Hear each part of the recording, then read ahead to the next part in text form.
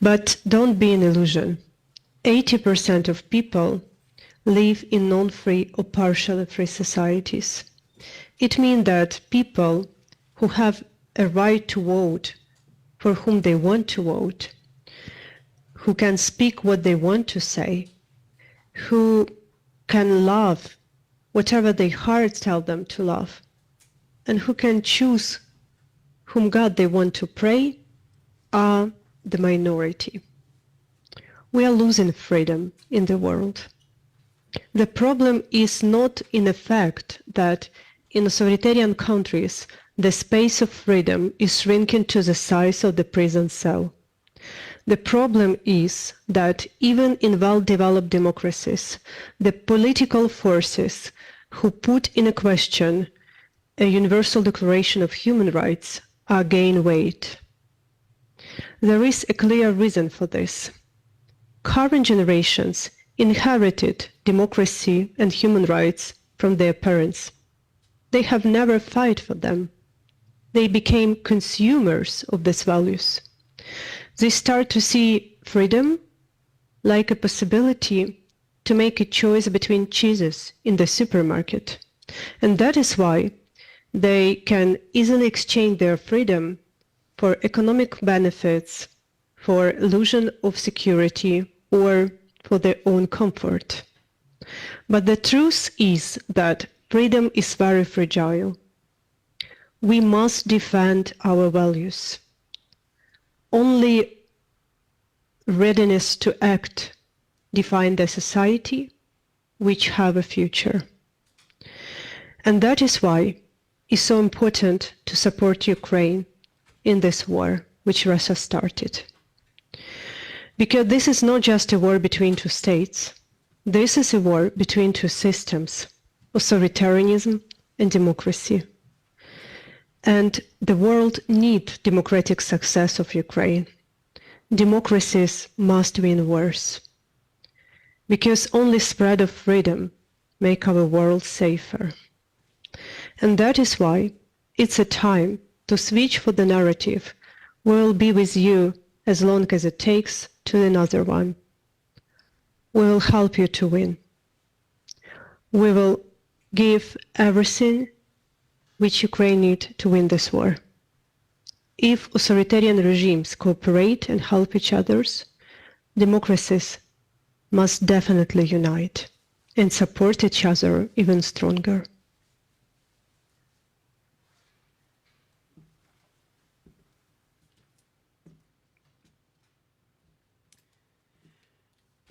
The world needs Ukraine to win. Thank you to Alexandra Matvichuk. The war is raging in Ukraine on the 11th year in a row, and more than 2 years have passed since the Russian full-scale invasion. The Ukrainian people has fought and are fighting heroically, but the cost, human and financially, are almost unsurmountable. Ukraine has also received substantial support until now.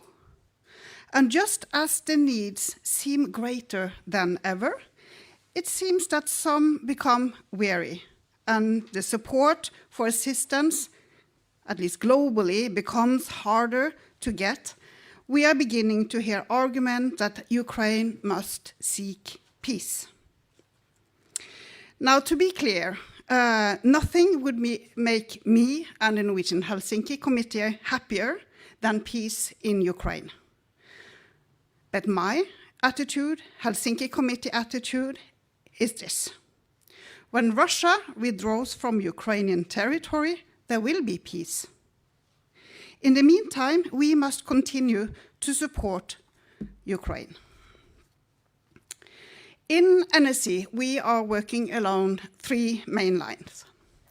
To advocate for and support civil society organizations to develop tools and capacity to meet the vast challenges in which civil society in Ukraine plays a crucial part. I will add, including our advocacy for the increased international support of Ukrainian civil society, like from the Nansen program here in Norway.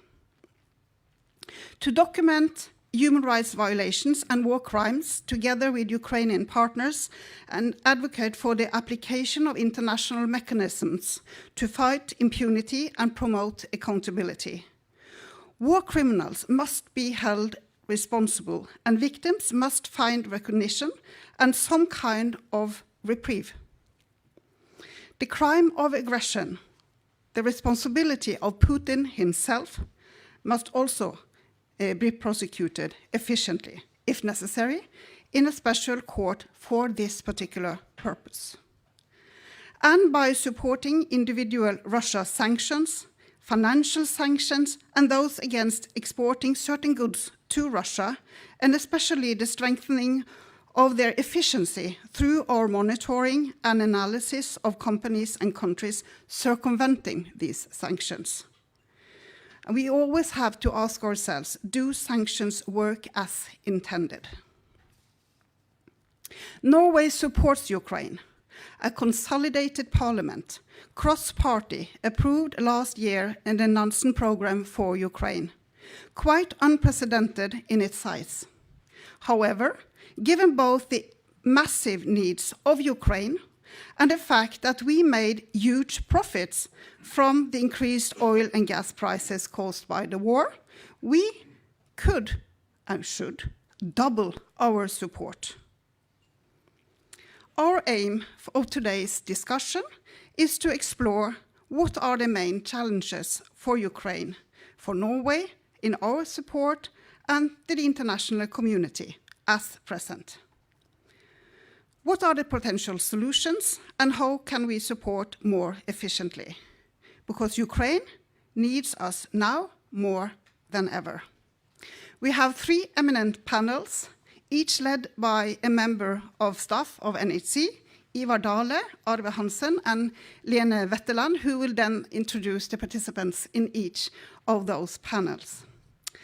But first, I'm very pleased to welcome Lars Ragnar Aalrud Hansen. He's Director of the Section of Eastern Europe, Central Asia and Regional Organizations at the Norwegian MFA. He will share with us the insights of Norwegian government policies on the support to Ukraine. Very much welcome.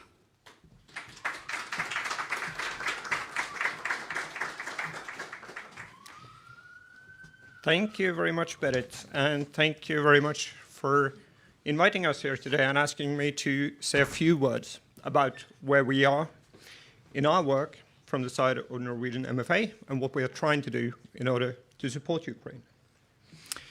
Let me just first say that being asked to speak after Alexandra Matvichuk, no suit in the world can really prepare you for that task. So you really feel just like another man in a grey suit.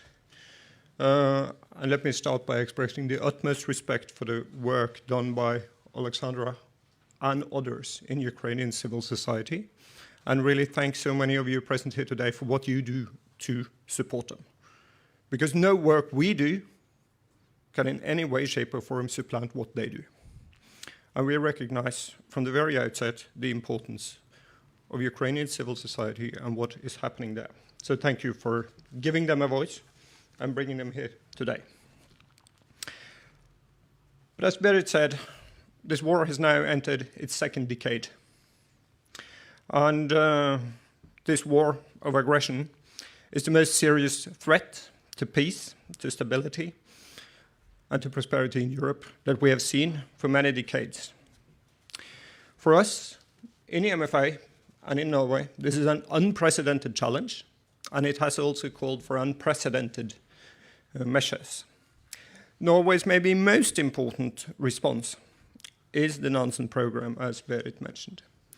This program is also unprecedented both in its scale, in its scope, and not least in its longevity. Norway was one of the first countries to come up with a long-term or commit to a long-term support program. And we are very happy to see that many countries have followed suit. But as Berit mentioned, now we're at an inflection point where really this needs to be further commitments. We need to see further support.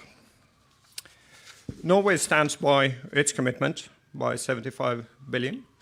And we take note, of course, that the debate nowadays is on what we can do more from the side of the West. Nonetheless, we still think it's very important that the government has secured unanimous support in Norwegian Parliament for this support package.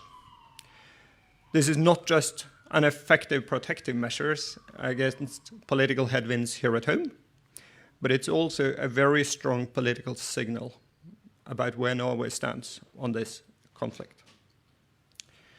The Nansen program offers both military and civilian support to Ukraine, and we set that distribution between them really year by year as we go. Flexibility is the key word here, and I think that really needs to be so. Many of us hoped that by now we would already be in a reconstruction phase, a post-war phase. That's not the case at all. And we must look seriously at where we are. The situation is dire, and we need to step it up. Last year, most of the support to Ukraine was actually military from this program. We all hope that over time we will transition to more civilian, more long-term aid, but that will have to depend on the situation. The Norwegian government also takes an active part in the discussions that are now taking place at the European stage to see what more can be done. Much of this was witnessed last week, just with the NATO ministerial meeting, and strong commitments were made there in order to ensure continued support to Ukraine and its ability to defend itself. As I started out by saying, we also find that civil society is at the heart of what this conflict is really about. As Alexander Matvichuk correctly said, it is also a war of two systems. And Ukraine's strong civil society really is the engine behind the revolution of dignity that 10 years ago transformed the political landscape of Ukraine. It is an important political goal for Norway to maintain and to strengthen Ukrainian civil society, and we are working to support this going forward. As has been spelled out, the Nansen program does envision a mechanism for support to Ukrainian civil society, and we are working hard to bring this into a reality in the near future. So I would say stay tuned. There is more to follow on that. Some of our colleagues from Norad will also participate here today and speak more about how we now work with this program in practice. This is really important because, as so often, it is one thing to announce your intention of supporting something. It's quite another to make sure that support is delivered in the most effective way on the ground. This is precisely where we are today and what we are grappling with. One of our concerns is that the lead time for international aid to be delivered remains too long. We are working on doing what we can to address this in cooperation with the international institutions working on it, but we also need your help in that. Your feedback from the ground in Ukraine is important, and your voices are listened to, so please keep coming back to us on that. We also have the utmost respect for the job done by Ukrainian authorities in this regard. I think we've all been impressed by their ability to deliver services and to really keep doing their job under impossible circumstances. But there is also no doubt that their capacity is now stretched beyond what we can imagine. And we need to support them in ways that they can also deal with, adapting the ways we deliver aid to fit their capacities. Our job, as I said, is to keep pushing the institutions, but we also need a watchful eye on this process. The Norwegian government has no tolerance for corruption or mishandling. It is literally zero. And here, we really do need the help again of civil society, both here at home and in Ukraine, to keep a watchful eye on what is being done. Please do not stop questioning how we work to deliver our aid. Berit mentioned here that we all wish the war would come to an end. However, as Berit was saying, peace is so much more than just the absence of war. It is about also the society that should be there after the war. Norway also takes an active part in the discussions on accountability for Ukraine. We are pursuing this work on many levels, and much work is being done. Holding the Russian regime to account for this war is very important, not just to deter future aggression, but also to maintain international norms of state action. And while much work takes place at the international level, much remains to be done in the international institutions. I would like to say here today that nothing can replace the effort and the work of Ukrainian authorities and civil society. That's where crimes are being documented, and that's where the evidence is being gathered that makes further prosecution possible. So again, thank you for what you are doing to support that work on the ground. I really do believe that is among the most important work that we can do today to support the Ukrainians that are working on this task. So wrapping up, just let me thank you once again for inviting us to speak here today. Norway will stand by its commitment to Ukraine, and we really wish that you help us by questioning, by being critical, to get better so we deliver this aid and this support that they so much need in the best possible way. Thank you.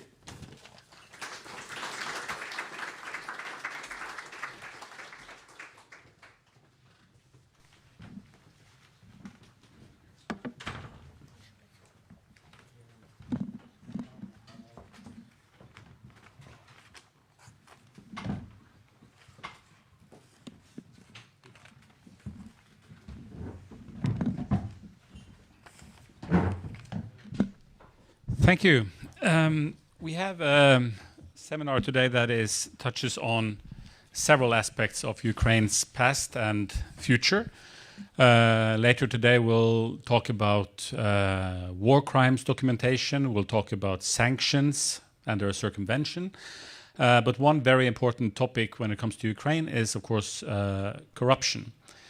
Because corruption, the topic of corruption is so complicated especially for regular people. If you're not an economist, it's very difficult to get a grasp of it, really. A lot of us tend to go for a quick understanding of how corrupt the country is. We might look at this Transparency International Corruption Perceptions Index, where, of course, it's often criticized because some feel that it puts a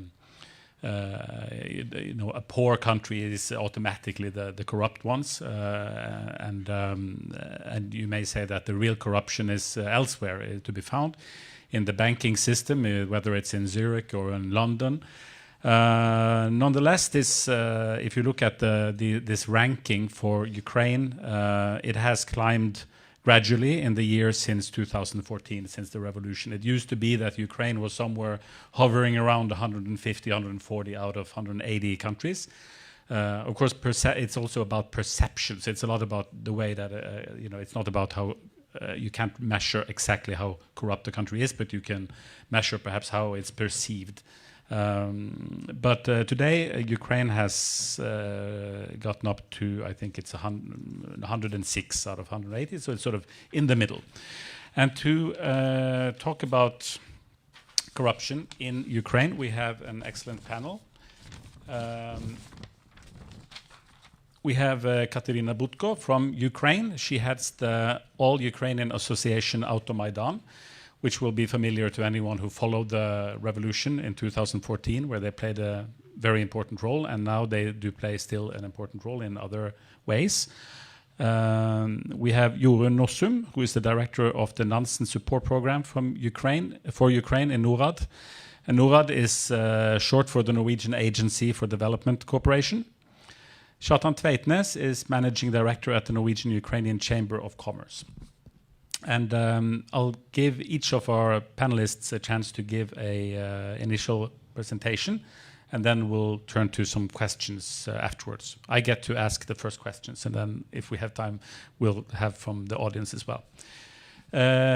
So Katarina, I wanted to start with you. You represent Automaidan, which was created in November 2013. I was also at a human rights conference in Kyiv when this started, and I remember we had to stop the conference because it was made no sense anymore to be sitting in a conference hall talking while this was happening right outside. And everyone who went down to Maidan, to the square, of course, were immediately struck by how many volunteers there were, Ukrainians helping out. Automaidan went further, using cars to block streets and to provide supplies to the protesters, and was basically very central in the whole revolution, where 108 civilians were killed by the authorities. However, in the time since, the organization developed along with Ukraine, and you now work on advocacy for establishing anti-corruption infrastructure, implementation of judicial reforms, and you've also worked on sanctions and many other issues that we'll talk about in a different session afterwards. So please, Katarina. Yes, thank you. Really, Automaidan was a movement that created from spontaneous movement during the revolution of dignity. Yes, but I will need it much more later. I will start about history, and then we will talk about our next plans, and this is them. So Automaidan was created during the Revolution of Dignity, and our aim at the same time was to fight against Yanukovych regime. But however, after his escape, we realized that our work was more than just driving out Yanukovych.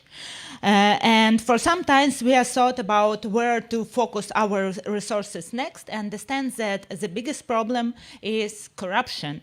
But unfortunately, the authority, like police or prosecutor's office, should fight against corruption. They was one of the most corrupted. And so to solve those problems, we decided to advocate the creation of the specialized anti-corruption bodies. The first one was National Anti-Corruption Bureau. They are tasked to investigate the top-level corruption cases. The second one, Specialized Anti-Corruption Prosecutor Office, or SAPO. Their task is to represent those top-level corruption cases in the court. Both of those bodies was created in 2015 and 2016. But when the first NABU and SAPO results come to the court, we understand that we will not see any results in unreformed judicial and unreformed courts. That's why in 2019 there was created the High Anti-Corruption Court. And after that we have something like special anti-corruption ecosystem, small one but independent, with investigators and detectives, with prosecutors and with judges. You may notice that I use the word we very often. It's all because those ecosystem was created thanks for the huge demand of Ukrainian society. It was created for the hard work of civil society organizations like us and others, because they are monitored and control all the process from the beginning, from the idea, legislative, then the selection process, and the selection process of the head of these bodies, and detectives, prosecutors, judges, all of them. And really the selection process is very important in establishing such independent institution, because in that way we have the special selection committee that involves other international experts with their DC voice. So we have really trust to this selection commission, and civil society organizations sent and journalists sent all the information about those candidates, analyze them, and believe that it's not ignored, but those information are asked by the candidates. So if we would talk about results of such anti-corruption ecosystem, I may say that to those days, we already have 178 decisions of high anti-corruption courts, and 34 of them is against corrupt judges. Before 2014, there was no cases, almost no cases about corruption judges. But almost a year ago, Nabu and Sapo detained the head of Supreme Court on $2 and $7 million bribes. And somebody can say, oh my God, it's crazy that during the wartime, the head of Supreme Court that takes such a huge bribe, and I totally agree with those person. But on the second hand, if you ask somebody in Ukrainians, could they imagine that 10 years ago, some law enforcement, like police or prosecutors, arrest on the $2 and $7 million bribe the head of Supreme Court? They said, never. Those people are untouchable. They live in the sky. You cannot arrest them. Or even if police or prosecutors decide to arrest them, they only give them a small part of this bribe and they forget about it. But now it's possible. And I believe that in few years we will see the decision of the High Anti-Corruption Court about the head of Supreme Court. So, unfortunately, the situation is more complex when we look beyond those anti-corruption infrastructure. Because most corrupted cases involved not top-level officials are being investigated by unreformed police, State Bureau of Investigation, and other agencies. And we understand that cleaning up and reforming those agencies is a huge challenge, and it's even the more difficult that created the small independence in new one, but we will hope we can do it in the future. Currently, as you already said, after Maidan, its main focus is judicial reform. After all, it's in the courts that any decision and any progress can be undone.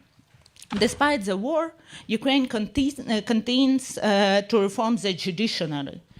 Even more, in the last 2 years since the war beginning, we have achievement in judicial reform more than in the previous 8 years.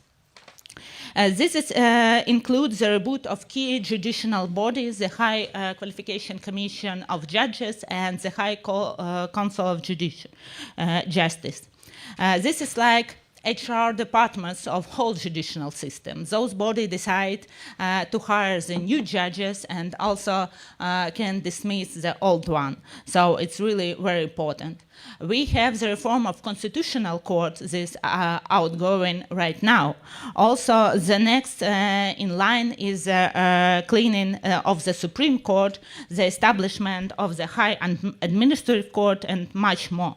So that's why I will talk about those things. Last fall, we and our partners with other civil society organizations identified the priority issues in the reform of judiciary, anti-corruption, and law enforcement agency that are awaiting our attention in the near future. You can see this action on the screen. All those actions and like next steps, they are united by the similar things. All these things is demanded by civil society, by all Ukrainian society, and by our international partners.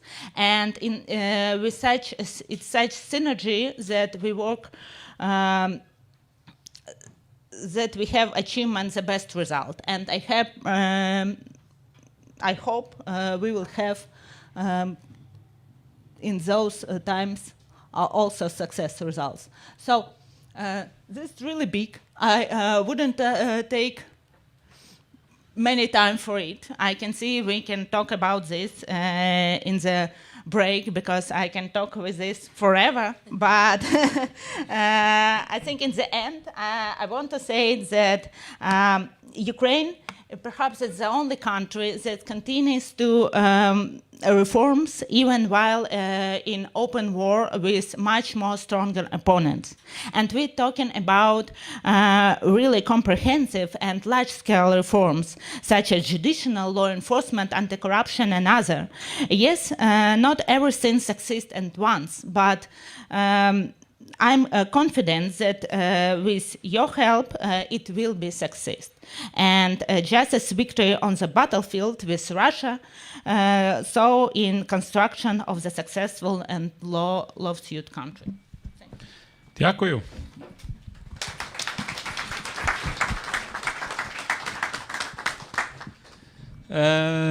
Our next speaker, Jorunn Nossum, you've been with NORAD and the Norwegian MFA for some 12 years, I think.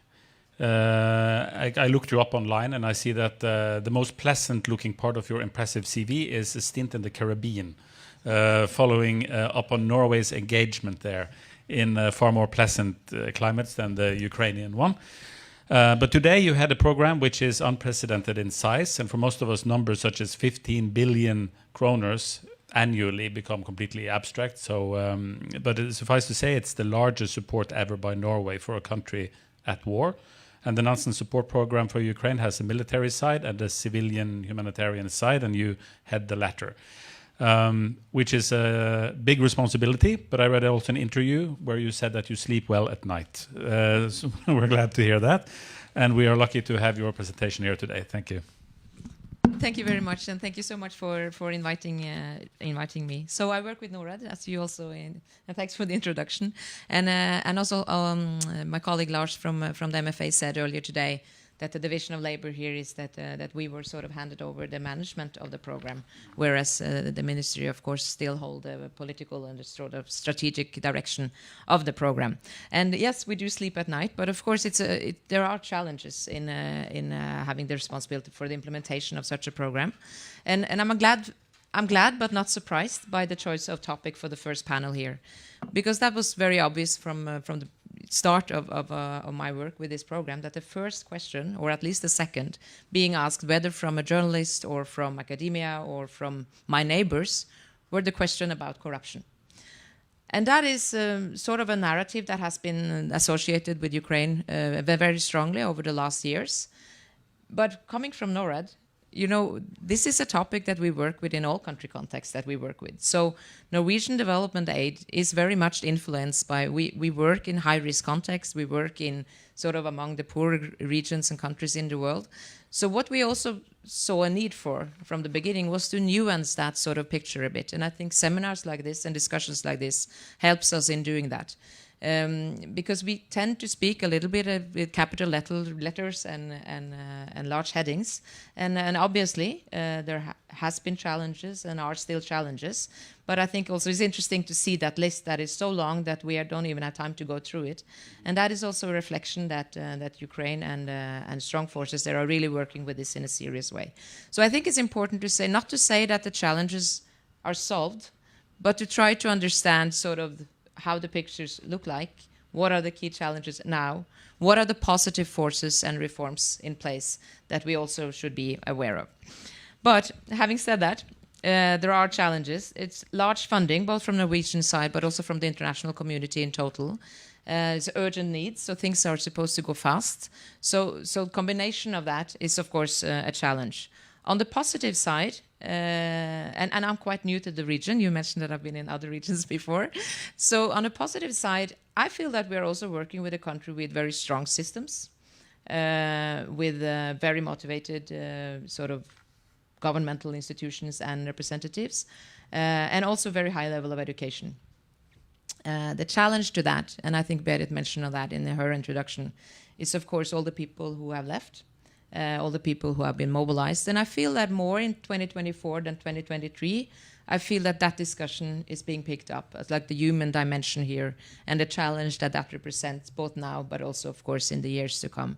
And I think that we really need to take that seriously. And of course, Ukraine is very aware of that. But that we should probably also think about that when we sort of design our initiatives and the way we think with our support.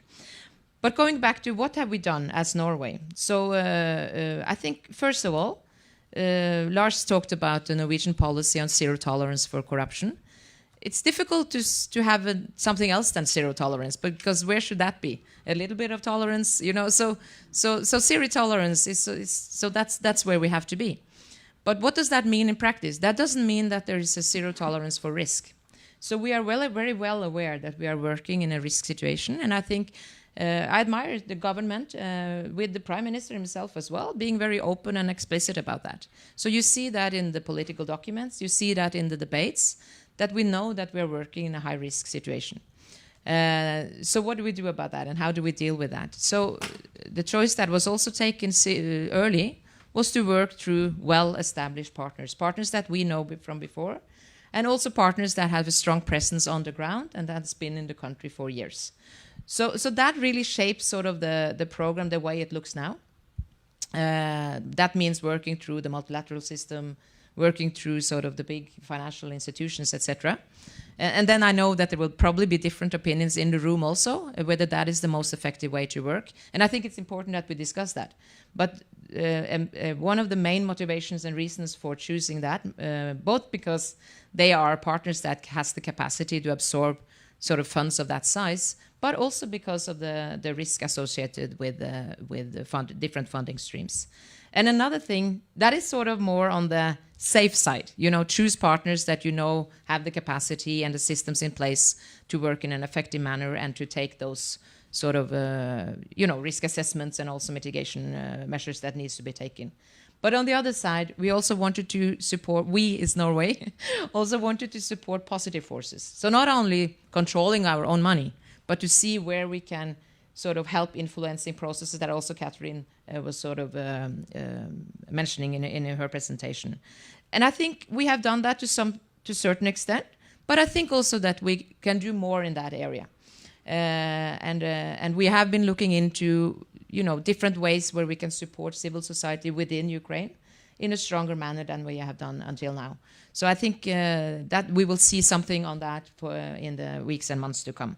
And that, of course, ideas and also feedback from you. Lars was also mentioning that is extremely important to us. We are having a lot of contacts with many different actors, both in Norway and in Ukraine, and that is extremely important. We learn a lot from that. So please continue with that type of contact. What else? I think I stop soon because we'll have some time to discussion as well. So summing up, trying to really understand the situation and follow the situation and the positive developments. Understanding that zero tolerance for corruption is not the same as zero tolerance for risk, but we have to work around that and to work smart on that. To continue probably working with well-established, strong partners that we know has systems and capacity in place, but also to be open for new ideas and initiatives. And that's probably an interesting debate here as well. So yes, there is sort of a tolerance for risk, but there is also a limit there. So that kind of an appetite is interesting to discuss. And finally, what I think is important and that we need to focus probably more on is the human dimension and the capacity and competence, which is strong from the beginning. It's strong institutions, strong systems, high level of education, but at the same time, a lot of people who are not there, basically. So I think I'll end with there. Thank you very much. Excellent. Thank you very much.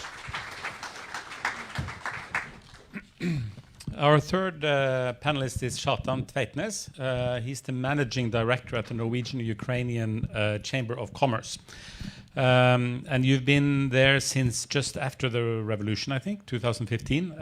But you have a very interesting background with expertise from across the former Soviet Union. For a while, you were an analyst at the Norwegian Seafood Council in Moscow, which is a job that I assume doesn't exist anymore. No. That's correct. And you've been, I know you were also at the Norwegian Embassy in Astana, which also doesn't exist anymore. But and you volunteer frequently in a particularly beautiful part of Kyrgyzstan as a ski instructor in Arslanbob, which luckily will continue to exist. And the Norwegian and Ukrainian Chamber of Commerce was established to promote commercial cooperation between Norway and Ukraine, to promote business interests of its members. And I know this month you're also hosting a study trip for Ukrainian small and medium-sized businesses to Norway. So you do a lot of different stuff, and we look forward to your perspective on developments in Ukraine. Thank you, Ivar, and thank you for inviting. Is there a clicker? There is a clicker, yes. I just have some few slides because I want to illustrate. I went black.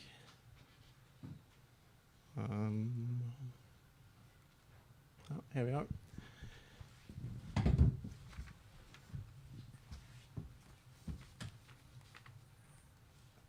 Could you help me? Yeah, so I will talk a little bit about the business perspectives on corruption. I will just speed through this, but the chamber, I represent the Norwegian Ukrainian Chamber of Commerce. We have approximately 160 members from both countries, so we were actually 60% of them are Ukrainian, so we speak for both Ukrainian and Norwegian businesses. We've founded in 2008, and it's a very active chamber, which have in the past been working mostly on energy, infrastructure, and seafood and manufacturing and IT. But of course now recovery and rebuild of Ukraine is top of mind. I just please indulge with me that just the economic backdrop, so that we are all here on the same page here. With everyone understands the situation with the millions of refugees, 6 million of them of IDPs. 1/3 has actually been forced to leave their homes. GDP was down 30% in 22, which was a bit better than expected. But Eurostat reports a 5.3% growth in 23. Which is also up. Considering the war, we also need to have in mind that the Ukrainian recovery and rebuild is ongoing. This is happening right now, and it's the private sector that will have the shovel in the ground to help rebuild Ukraine. And this is now up to approximately $500 billion is the sort of the tab as of now. Also, like to touch a little bit about the comparative economic development of Ukraine compared to its neighbors. You see here Poland, Turkey, Romania, the Russian Federation, and Ukraine.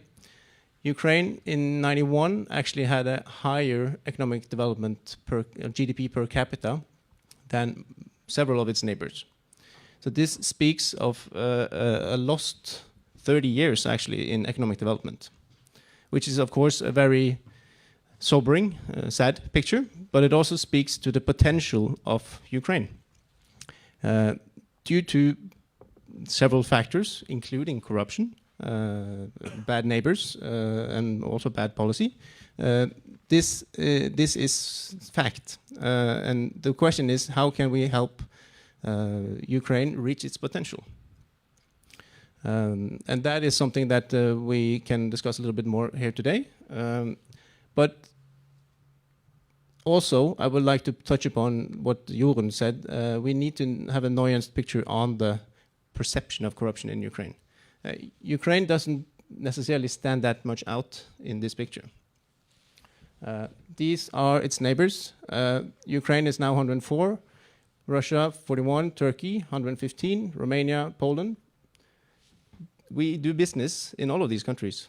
Hopefully not now in Russia, but this is, we feel that the narrative in Ukraine has been war and corruption, which is the case. We need to talk about the elephant in the room, but it needs to be nuanced. It needs to be, we need to talk about the risk reduction tools that you can use in order to do business in all of these countries, including Ukraine, so that we can help it reach its potential. That is, I think I was just wanting to illustrate that before we start a further discussion. I would love to talk more about sort of the risk reduction tools that we advise our members, but maybe we can go into that a little bit later. Good. Thanks a lot.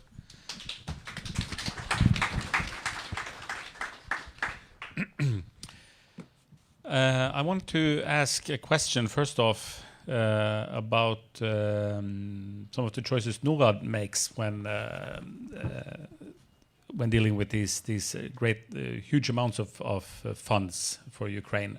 One of the ways that Norway tries to avoid the corruption issue, I suppose, is by sending the funds via recognized institutions. And correct me if I'm wrong, but I think it's something like could be maybe 90% of the funds go via World Bank or European Bank for Reconstruction and Development, EBRD, and other UN agencies. And I'm wondering, are we sort of just outsourcing the risk of reputational damage by doing this? Because, of course, all these organizations have offices in Geneva or in Vienna or in DC. They have overheads, they have salaries. These are not cheap places to send via money through. What are your thoughts about that? No, it's a good question. I think it's also important to remember that this is not unique for Ukraine or for the Nansen program. So this pretty much reflects also Norwegian policy on development aid in general. So I think the development budget, I think the number for 2022 at least was 60% is channeled through the multilateral system. So that is sort of a policy that we hold. I mean that it's a huge and a long debate, but that has also something to do with Norway being a small country. We don't have sort of large administrations that can, with a large country presence and all of that those things that is needed in order to have sort of large operations like this. So that is also something about the rationale for Norway choosing to work through larger systems and being sort of a friend of the multilateral system. Of course, those discussions that you are mentioning with administrative rates, high salaries, etc., is part of working through that system. And of course, Norway is we are sort of influencing upon those processes and those levels through board representation, through boards, those type of processes, and putting our resources into that. So that is sort of the hands-on part of it. We don't have the capacity from the Norwegian side to be very much hands-on in all types of operations at country level. So we are sort of, as Norway, prioritizing to try to work through sort of those established processes. Having said that, when you speak about sort of the largest fund here, for example, through the World Bank URTF, which is, of course, funds that of a size that we haven't seen before. And we are discussing that quite a bit in NORAD, because it does something to you. I mean, I signed one of those disbursements this year myself, and I stopped a bit because there are large sums. And the needs, of course, are there. So that's not the question. But it's the question of, is this the most effective way to use these funds? And when we speak about risk, one of the risks that of course, misuse of funds and all of that, which is important to be aware of. But one of the risks that I'm also worried about is that money will just not be put into use. So are we then investing in large funds and fund structures that are not, and they will meet challenges that are not, these money are not really going where they are supposed to. But we're discussing that even this week where we're discussing it. We had some meetings with the World Bank this week, and we are all facing the same challenges when it comes to implementation. So it's not like it's not like you can invent a mechanism tomorrow that will not face the problems of capacity on the ground, of people who have left, of competence. Those types of implementation challenges will sort of be the same, whether you are a civil society organization or a multilateral agency. So it's a complex question, and I don't have sort of an answer. But I think the choices that we made through the Nansen program reflects Norwegian policy in general, and was also, I think, important at that time because you were going to scale up in a very short time. And that has also something to do with capacity on the Ukrainian side. Like if each and every country are to come in with all types of new initiatives and own mechanisms, that will also be a coordination challenge on their side. But having said that, I think also, and that's also why we are inviting to continuous dialogue, I think we also should look into the portfolio to see, are there then areas that we are not covering? Are there initiatives that, should be looked into? And I think, the Ministry of Foreign Affairs is open to that, and also inviting us to come up with those types of assessments and ideas. So I think there is sort of, yes, some choices have been made, and they are sort of confirmed in the white paper that was presented earlier this year. But I think still there is an opening to see how the situation develops, what types of initiatives are coming up, and what experiences are we making based on those decisions we already took. Oh, thank you. I think NORAD and other actors have one set of considerations to make, and then the business communities, they have others, but related types of considerations. And I wanted to ask Kjartan about the corruption and the sort of the risks for potential investors in Ukraine. So what we think about immediately when we talk about corruption, it's so many different things. It's everything from bribes to traffic police on the smallest scale down up to there was a huge scandal recently in Ukraine with something like $42 million for used for mortar shells that were paid for and not delivered, a big scandal involving the Ministry of Defense. But for investors from a Norwegian who might be interested in getting into the Ukrainian market, what are the challenges and what are the differences between Ukraine and other countries that you are familiar with, where you've worked before? Thank you. This is, of course, something that each company has to sort of need to do their homework and prepare when they go into each separate market. Ukraine has its challenges, as has many others. There is a lot of red tape that one needs to deal with.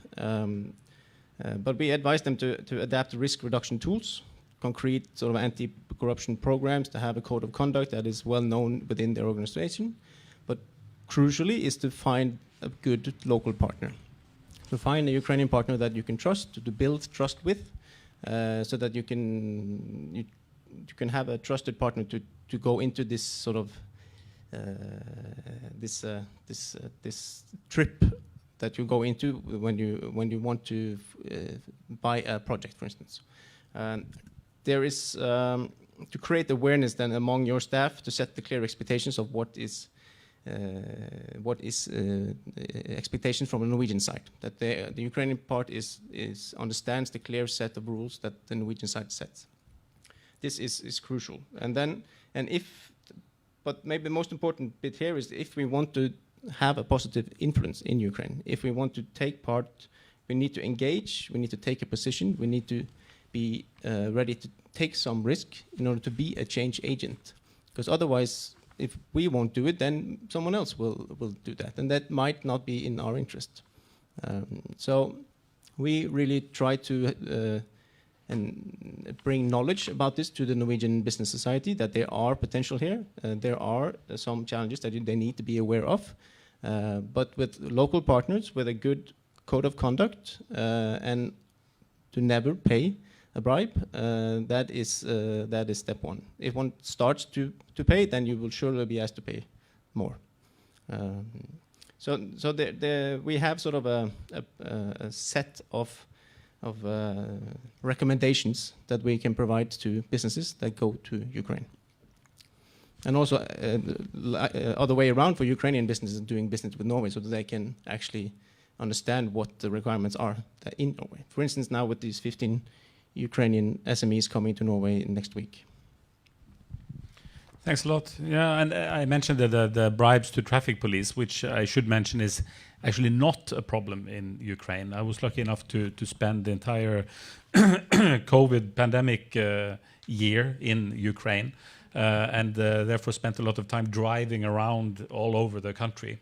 And one thing, and I frequently got stopped by traffic police, but I was surprised that I was never asked for any bribes in Ukraine whatsoever. They stop to ask questions, check documents, and off you go, which is very different from other countries in the region where I've been before. And one thing during this pandemic year was that we did with our family was that we often went to a place called Meshihiria, which is Viktor Yanukovych's or a presidential palace outside Kiev, and one of the nicest places to spend weekends because it has enormous, beautiful lawns and gardens and such. So it's where you go on a Saturday when you want to get out of the city. You go there and have a picnic, basically.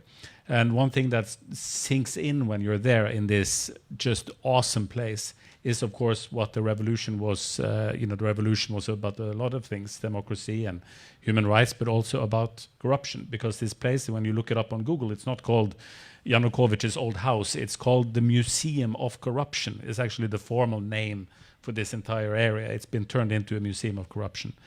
And so I wanted to ask you, Katarina, about did Maidan, did 2014 reach this goal of weeding out corruption from Ukraine, in your opinion? The level of corruption during Yanukovych time was much more higher than it now. But what is important that there was no such many information that we have right now about corruption, because now we have open data register, journalist investigation, and they are talking about corruption cases that we already mentioned every day. But on Yanukovych time, even Mezhihiria, nobody saw all those scale of this corruption, because what we saw in Mezhihiria, it's only small part of it, when Yanukovych invited some close for him journalists to invite to Mezhihiria, and they screen a small part of this. And when we came there after the Revolution of Dignity, we were shocked, because nobody know how big it is, how many people work there, that their private zoo and some different ridiculous things there. So now is really easier to find and to talk about corruption, and I think is also the big wins of Revolution of Dignity, that we can talk about it. Maybe one day there'll be a museum of corruption in other countries, in Russia perhaps, in what's it called, Gelendzhik. Can be another one like that, like a new Mezhihiria. We'll see. We have some time left over, and I thought I would open for questions from the audience, because people probably have a lot of interesting questions for our panelists today. And we have Dag can be responsible for the microphone.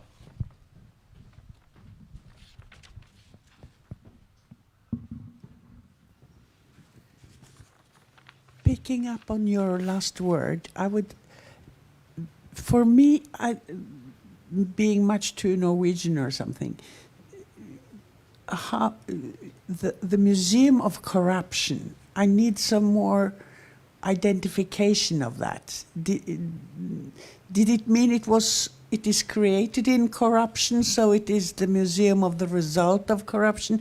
That's what it means. Yeah, it means you can walk around and see, you understand the level of corruption in Ukraine prior to 2014 when you walk around this place, because you will see there are giant halls filled with expensive cars, with antique veteran cars. There's just the grandness of it. You understand how much money there must have been spent. There's a reason why I used to go there every weekend to relax, because it's the nicest place around Kiev. But it used to be the private gardens of the president. Yes, now it's open to the public. Not because he has like big business on something like else. He steals those money. It's like state money that builds such houses. You may have seen right after the revolution the famous images of Yanukovych climbing into a helicopter and flying away to Rostov, and that was from Mezhihiria, where he has his own helicopter landing pad. There's also a sign, I think it says Putin's cottage. There's there's different, Lukashenko's cottage and stuff. When they came to visit, they would have their own little place to stay by a little lake and so on. Nice place.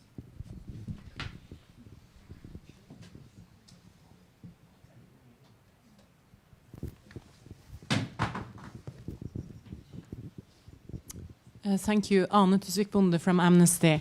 I wonder if you, Kjartan, could say something about how you see the role of civil society from a business perspective, being in Ukraine.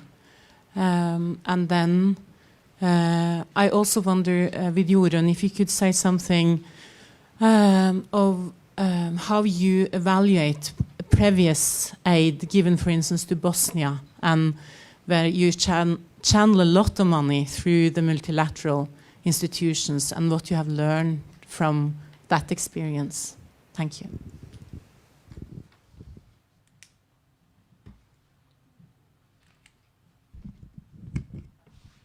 Thank you. I think it's the strong civil society in Ukraine is a very good promotion of the quality of its people, its potential staff. I think it's maybe some of the people, Norwegians, these to get in contact with this first is through maybe the civil society, and to what we. In the past, it's sort of the challenge has been to get people on the plane. As long as when we get people on the plane, they see Ukraine for itself, for themselves. They meet Ukrainians, the civil society, the strong sort of the strong Ukrainian culture. That is sort of that's the key. Then businesses and people working in businesses, then they see the value of doing business with Ukraine. But before that, they are hampered by the perception of corruption and the perception of the sort of the Soviet backdrop. So that is, and I think sort of the Ukrainian civil society here is playing a crucial role in pushing the development, pushing the European integration, to being the motor for the Maidan, the Revolution of Dignity. So this is crucial in the sort of the nation of Ukraine, I would say. No, thank you for the question. Some of the first thing we did actually was to say, let's look at evaluations from previous, areas. So Syria, the Syria evaluation came last year, Afghanistan, etc. Very different contexts, but still, let's have a look at what we did then and whether there are areas that we can learn from. So one of my colleagues said, of course we're going to do mistakes, but let's try to do some new mistakes then. So there is something about looking at experience that we have to see whether those types of experiences are useful. And I think one thing that is sort of going through all of these different types of situations is coordination. And where you see that the international community are coming in, everyone is there. So of course, and that is, of course, a good thing. But that also in itself creates a challenge. So it's extremely important that we try to burden, the established structures as little as possible. And that is the second thing, not to create more parallel structures than you have to. Of course, sometimes you have to. It's a special situation. It's a war situation. But at the same time, a lot of things are actually functioning quite well.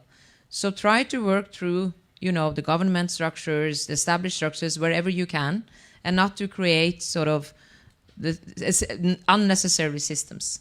And I think just to also underline what Lars introduced this morning, to really work through and based on the needs of Ukraine. They are in the front here. So in other situations, one have seen that sort of the whole international response and the international community are sort of taking over. And sometimes maybe that has been needed because established structures are not in place. They have sort of collapsed. But so far, that is not the situation in Ukraine. So really base our response on Ukrainian needs, their priorities, their systems, and to keep that sort of dialogue strong. And so we are at least so we match whatever their needs are to the large extent as possible. And that is, of course, a strong embassy. Is the Minister of Foreign Affairs, how those types of dialogues are followed up, and of course in coordination with other donors. I think those are the main things that I would mention. Thank you.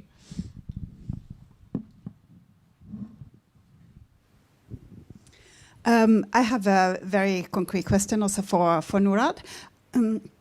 You mentioned the white paper, and we have played into the white paper to the parliament that suggestion that 10% of the civilian funds should pass through a fund going particularly directly to the civil society, organized by Norwegian mechanisms, instead of going through the big international donors. We understand that big international donors must be there. We understand the reasoning for that, but we also suggested 10% of that. In a way that the EEA grants also has supported 10% directly to civil society. What's going on with that suggestion? No, I have several colleagues also from the ministry here who could probably also respond to that. But you have read the white paper, and what do you call instilling in English? Huh? Yeah. Okay. Yeah. So that was made public the day before yesterday. So read that. But I could say a little bit about how it looks now, and also the initiatives that we are working on, and then if other colleagues from the ministry would like to follow up. So first, when I say that a large sum of the part of the support is going through the multilateral system, that is true. But it's also true that a lot of the support, especially on the humanitarian area, is going through civil society organizations, through the strategic partnership agreements. So I think for 2023, I think it was about half of the humanitarian support is going through 7 large civil society Norwegian-based organizations. So that is a huge part of that. And it's also important to say that a lot of the partners, international partners, also the multilateral ones, are of course working through civil society organizations when it comes to delivering their services on the ground.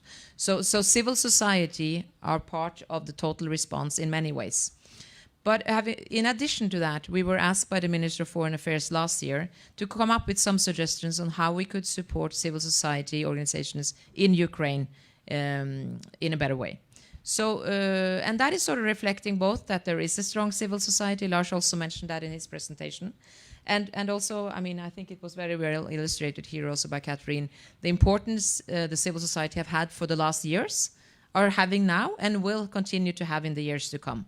So how we can support Norwegian funding and support civil society organizations within Ukraine, that is sort of something that we are working with, and hopefully we'll have some additional mechanisms on that in the near future. When it comes to the number and the percentage and so on, I will not comment on that here. And if there are others who would like to comment on that, of course. Thank you very much. My name is Inna. I'm also from the Norwegian Helsinki Committee. I have 2 questions to Katerina.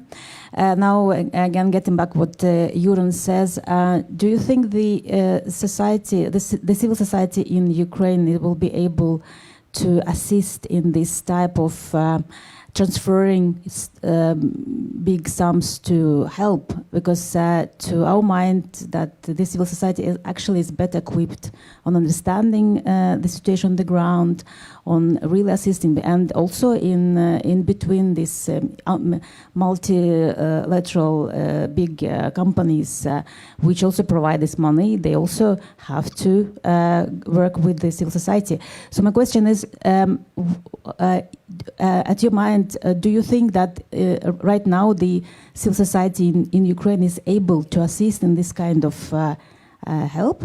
I mean, provision of money. And the second question is, when now you have been working with the challenges for many years, what are your lessons learned? If you look back, I mean, what must be done first and second in terms of reforms and the way to democracy in terms of working with corruption? Thank you. Okay, the first question is very difficult, and I'm not sure that I can answer on it, because when Ukraine have very strong civil society, but when we we cannot talk about whole civil society. In those options, we should talk about several organizations and look on them directly in some organization if they can manage it or not, but not like we all civil society, because it's a lot numbers of organization, different ones. Somebody can, somebody not. So you should choose the right one, maybe, and they can manage it.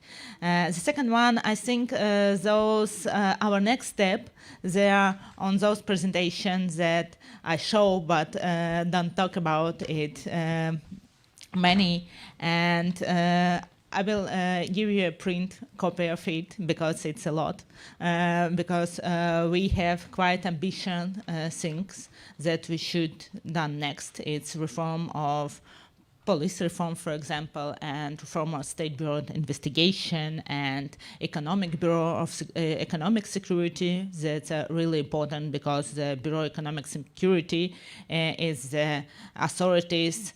They are faced with business, with international business, so it should be non-corrupted but independent, independent bureau. And nowadays they are not, but we hope that it will become those in future. It will have a good legislation about the rebooting of this Bureau of Economic investigation. So what's the task? For example, I already talked about selection procedure of this bodies, because we really need for creation the independent body, you need the independent head of these bodies, for example. And independent head should be selected in a transparent competition. And nowadays, all those anti-corruption institutions, the head of this anti-corruption institution selected in total transparent competition with live broadcasting. Everyone can see what the question asked to them and the answer, and decide if they're good or not.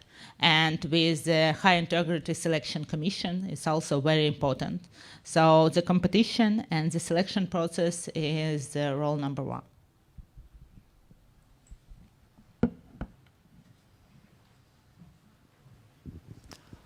My name is Arve Hansen. I'm from the Norwegian Helsinki Committee as well. Very often when we're talking about corruption, we're also talking about oligarchs. But many of the oligarchs have been heavily invested in the industry in the east and in the south, where much of the fighting have been going on. How has the war affected their political and economic power? Thank you. Not only this, for example, some oligarchs now in the jail for quite a long time. One of the biggest Ukrainian oligarchs, he's there half a year. I think he's under the jail, but the other one finds the other option to have those control. And you should understand that it's not only those factories that was in the east, but also they control some politics, they control some deputies. And of course, nowadays they have not such a huge impact like they have before, but some of them, yes, are small, but they already still have.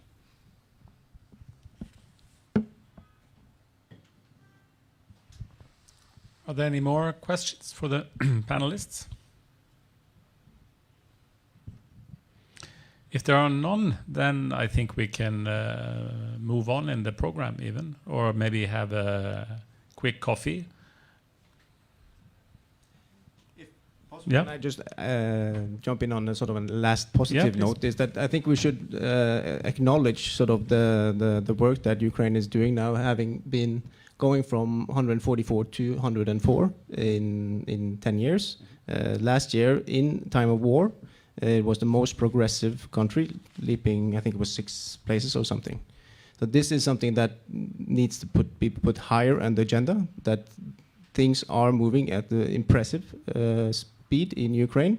It needs more engagement, it needs more awareness, and that there are risk reduction tools for companies and entities wanting to do business or otherwise interact with Ukraine. How do you see, by the way, the role of the business community in helping to a positive development in Ukraine? I mean, I've noticed in the Norwegian Ukrainian Chamber of Commerce, you have it says, you know, you should be politically and ideologically completely outside of things. But I assume that after on the 24th of February 2022, this is a shock to anyone, and that it's almost impossible to be outside, to not have an opinion about that. How do you see the role of Norwegian businesses in creating a prosperous Ukraine? I think it's safe to say that everyone who is involved with doing business with Ukraine has taken a clear standpoint on being on Ukraine's side here. This is something we will advocate wherever we can, and we will try to influence on Ukraine policy, but we will of course be non-political in our sort of direction. But having said that, I think it's Ukraine are asking for collaboration with foreign countries. President Zelensky was here himself in December asking to meet Norwegian business in order to get them more engaged. They're asking to have Norwegian capacity, technology, capital to engage in Ukraine so that they can help them play part in building back better. Because that is what Ukraine would like to do. Instead of doing all the mistakes we have done the last decades, they can leapfrog to the best practice, which they also need to in order to when they are now in negotiations with the EU, that they will have to adopt EU standards on what the things when you make a house, for instance, they has to be isolated in the correct way. It has to be Tech 24. So these are the things that Norwegian companies can also lend into. They can use their capacity, their technology, their expertise with good Ukrainian partners. But in order to do that, they will of course have to play an even playing field. There needs to be transparency. There will be tender processes. But as long as there is, if there's a relevant tender process that fits the Norwegian capacity and the expertise, this is a sector where then Norwegian businesses need to engage in order to have a positive impact in Ukraine. What do you tell Norwegian Norwegian business people who are worried about that their investments will get taken over by the Russians if the front line moves suddenly, or I have a Ukrainian friend who owned gas stations, and I visited some of his gas stations on the government controlled side of the line in Donbass before the full-scale invasion. Now those same gas stations are under control by the Russians. They've just taken them, We have examples of Norwegian businesses that have land plots, projects in occupied territories. We have also examples of Norwegian companies who have had, for instance, a solar panel park that was occupied, was then de-occupied. Everything was stolen and ruined, but they are now putting funds into rebuilding it. If one are considering sort of investment projects in Ukraine, today one of course has to take the geography into account, but there's a lot of businesses that have relocated further west. So for instance, there was companies that were producing boats, for instance, that had to reproduce, or buildings, but they are, if you see the trade between Norway and Ukraine is actually all-time high. It was 70% up from an already high level last year. So Ukrainian producers are able to deliver. They have shown immense. They have been such courage that they have been able to sort of deliver on the orders that was there. But now is the crucial that we get new orders, so that we can secure that people have a work to go to, so that their village will continue to operate, and so that they can pay their taxes, so they can win the war. But if the private sector is not able to operate functionally, then there will also be more migration, which is in no one's interest here. So to have the wheels of the society needs to turn, and the private sector can play a big role here. So by people in the audience here buying Ukrainian product or buying Ukrainian service, that will help them tomorrow. That's money in the bank tomorrow. I think to summarize, we can say that clearly corruption is an issue in Ukraine, but it's been moving in the right direction for many years, and it still is moving in the right direction. And with the combination of civil society, Ukrainian civil society, Norwegian civil society, and Norwegian government aid, I think it will just keep going in the right direction. So thanks to everyone who have been listening to this part of the program, and we'll move on to the next one, which we'll have a small break, right? Yes.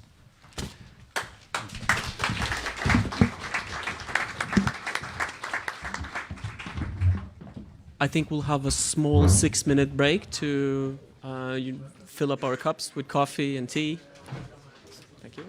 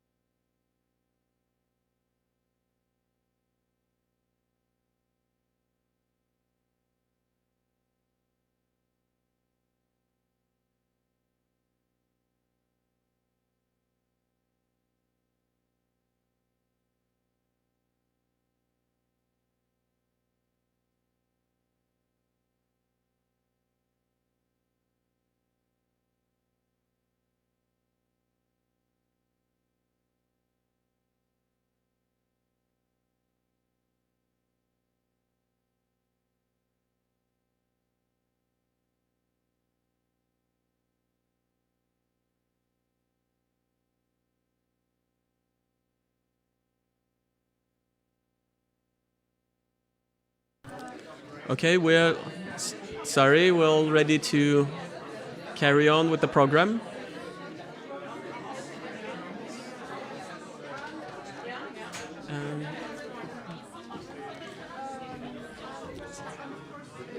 Yeah.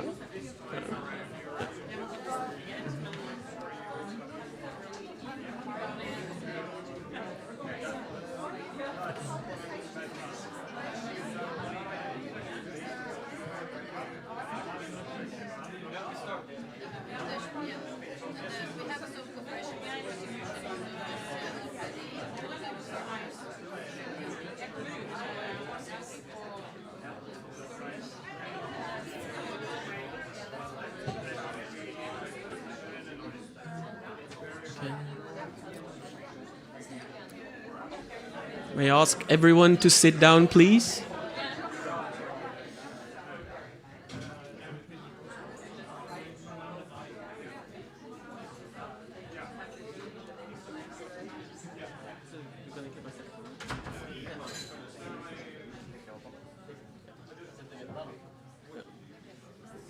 Etterpå.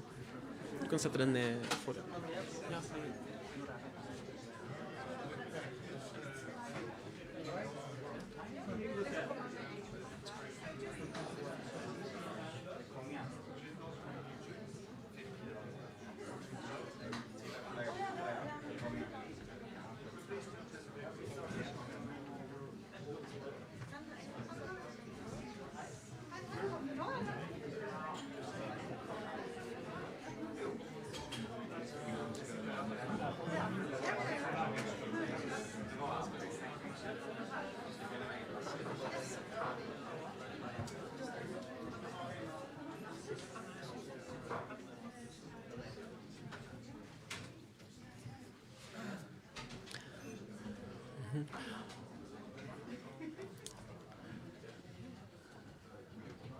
Okay, we're ready to start our second part of today's conference. And I would like to say, first of all, thank you to Ivar and thank you to Katarina, Jorunn and Kjartan. In this second part of the conference, we will continue to talk about challenges and solutions. We've just heard three interesting perspectives on one of Ukraine's main problems, namely corruption.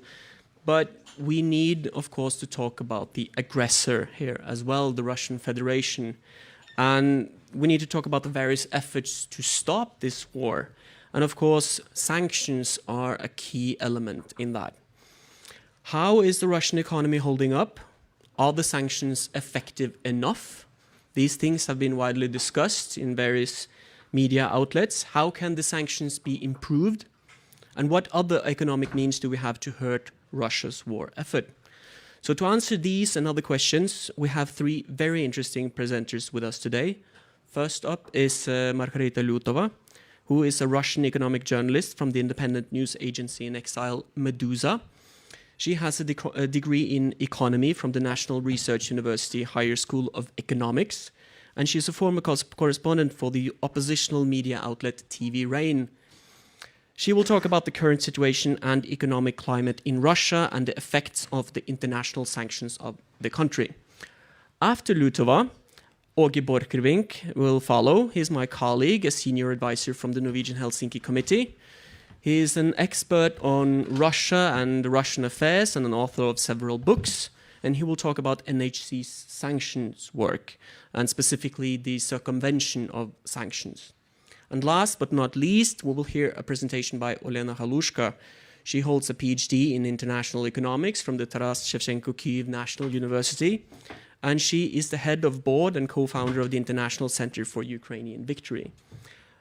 Since the Ukrainian Revolution of Dignity, she has worked in several governmental and non-governmental organizations, and Halushka will talk about what we can do with Russia's frozen assets abroad. But first up, Margarita, the floor is yours. And you. Thank you. Is there the clicker somewhere? Oh, Actually, you could come here. oh, great. That's better. Yeah. Thank you.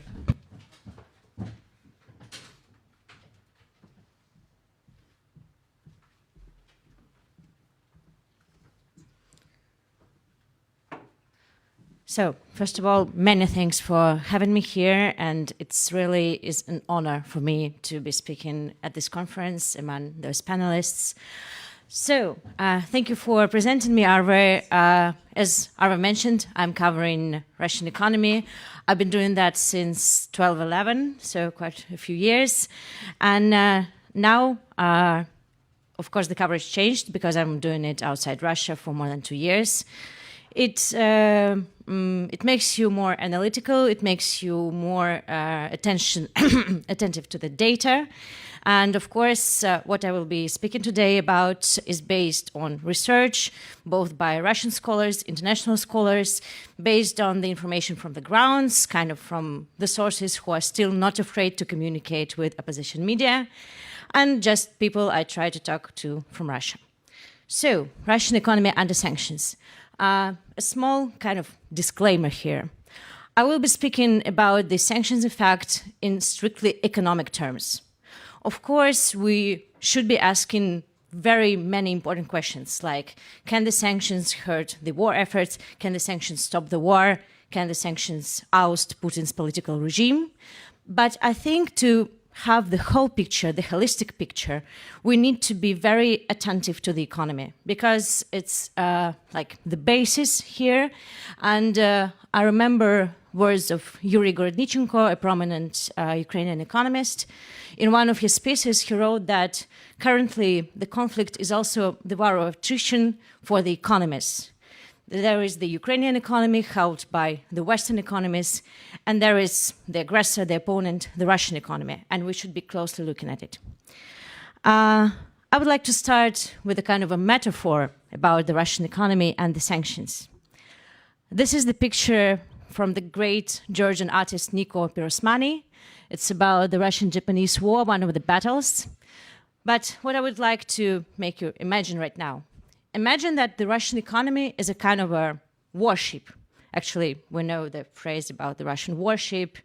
That should go to hell, sorry. So imagine it's a warship. And imagine that the sanctions are the cannonballs firing in it. Those cannonballs cannot sink the ship right away, but they damage it.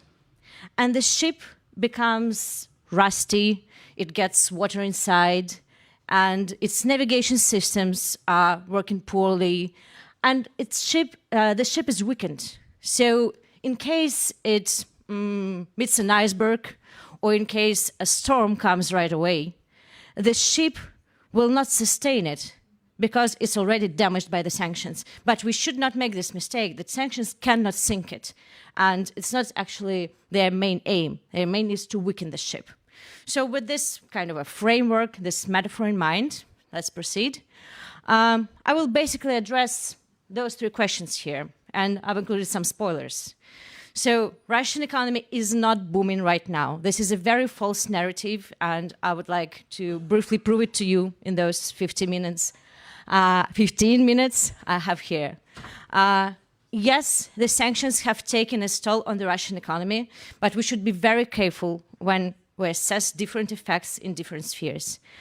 And last but not least, I will try to briefly speak about some of the mid and long-term economic prospects, because of course they're very important when we're speaking about the war prospects. First of all, in speaking about the Russian economy, I would like to put it in some long-term context so that we can assess the current boom, which is not a boom, looking at long-term trends. So I will be showing some graphs today. I know that generally non-economic audience doesn't like the graphs, but I would like to talk you through them and to make those graphs tell you some compelling story. So this is the GDP growth per capita of Poland and Russian Federation. Poland is the blue one, Russian Federation is the orange one. And the GDP per capita in 1990 here is 100%. So basically, what does it mean? Poland is also a post-communist country that faced many similar challenges that Russia faced after the Soviet Union collapsed. And they started at the same point. Yeah, you know, it's 1990 at the left side, they're exactly at the same point. But after that, Poland started building institutions, started reforms, and Russia had natural resources. and wasn't very successful in building institutions. And you can see how the gap was widening and widening. And you can see, looking at the orange Russian line, like for the last decade or even more, this is actually stagnation. So Russia had run out of its sources of growth long before the full-scale invasion started.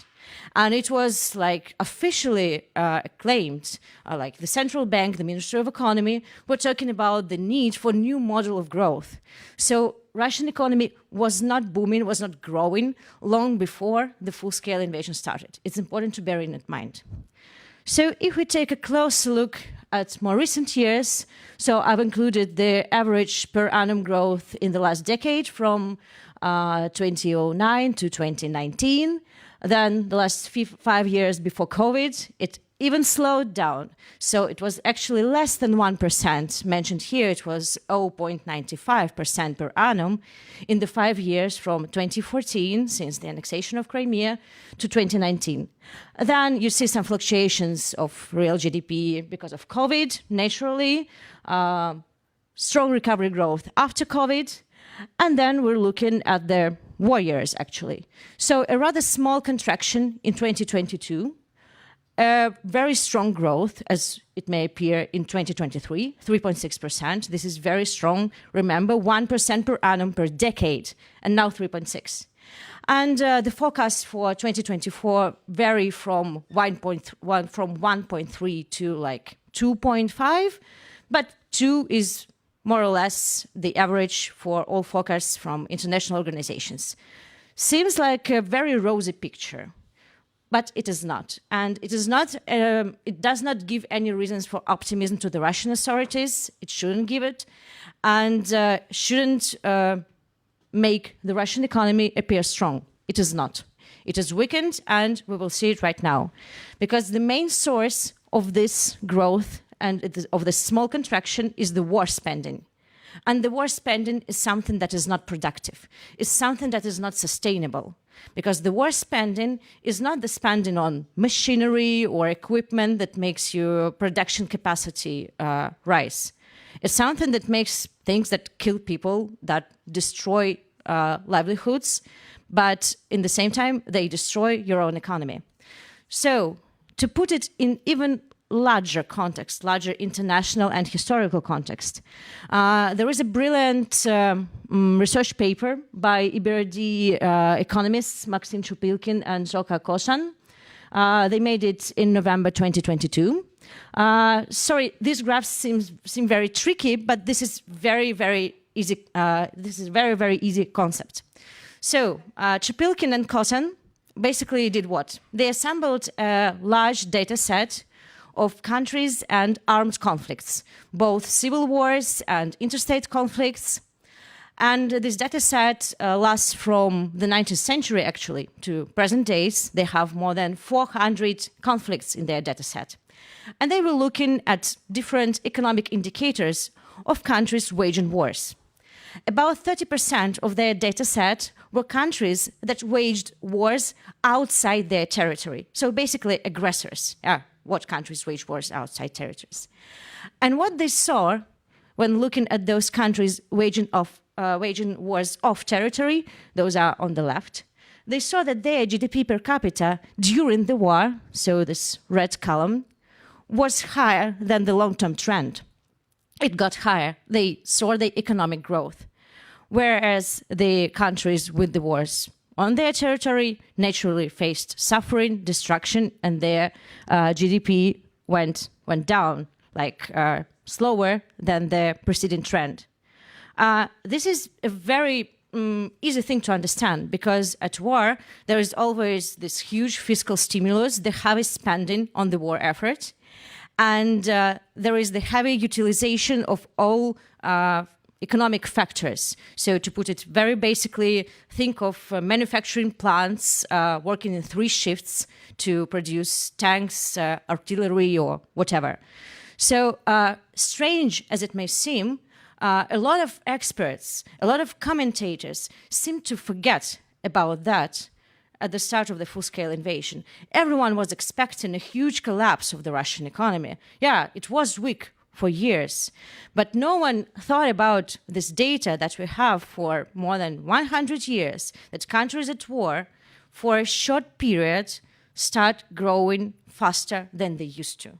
And they actually, in economic terms, for a very short term, but they do benefit from the destruction they bring upon the countries they attack. So, bearing this in mind, what I would like to stress here, the main source of the Russian economic growth in 2023 and currently in 2024 is the huge war spending and war-related spending. So not only arms themselves, but all kinds of equipment, the infrastructure on the annexed territories. All this comes from the budget, not from private investors. All this is unsustainable long-term. And the main source of this budget spending is naturally oil and gas revenue of the Russian budget. I will address it a bit later, but now let's take a closer look at this war-induced economic growth. I'm going to show you a rather absurd picture right now. This is a screenshot from a Russian propaganda report from Russia TV channel. It's a true report. It was on air in like November 2023 or October. So in Russia, bread is mainly produced at very big plants, not in small bakeries. It's like the Soviet legacy. So here's the man at this bread plant in Tambov, which is a city 4,000 kilometers south of Moscow. He presents bread and military drones. So basically, this bread producing plant started assembling drones. Not because someone made an order, so you should produce drones now, we have a war economy. No, that was their initiative.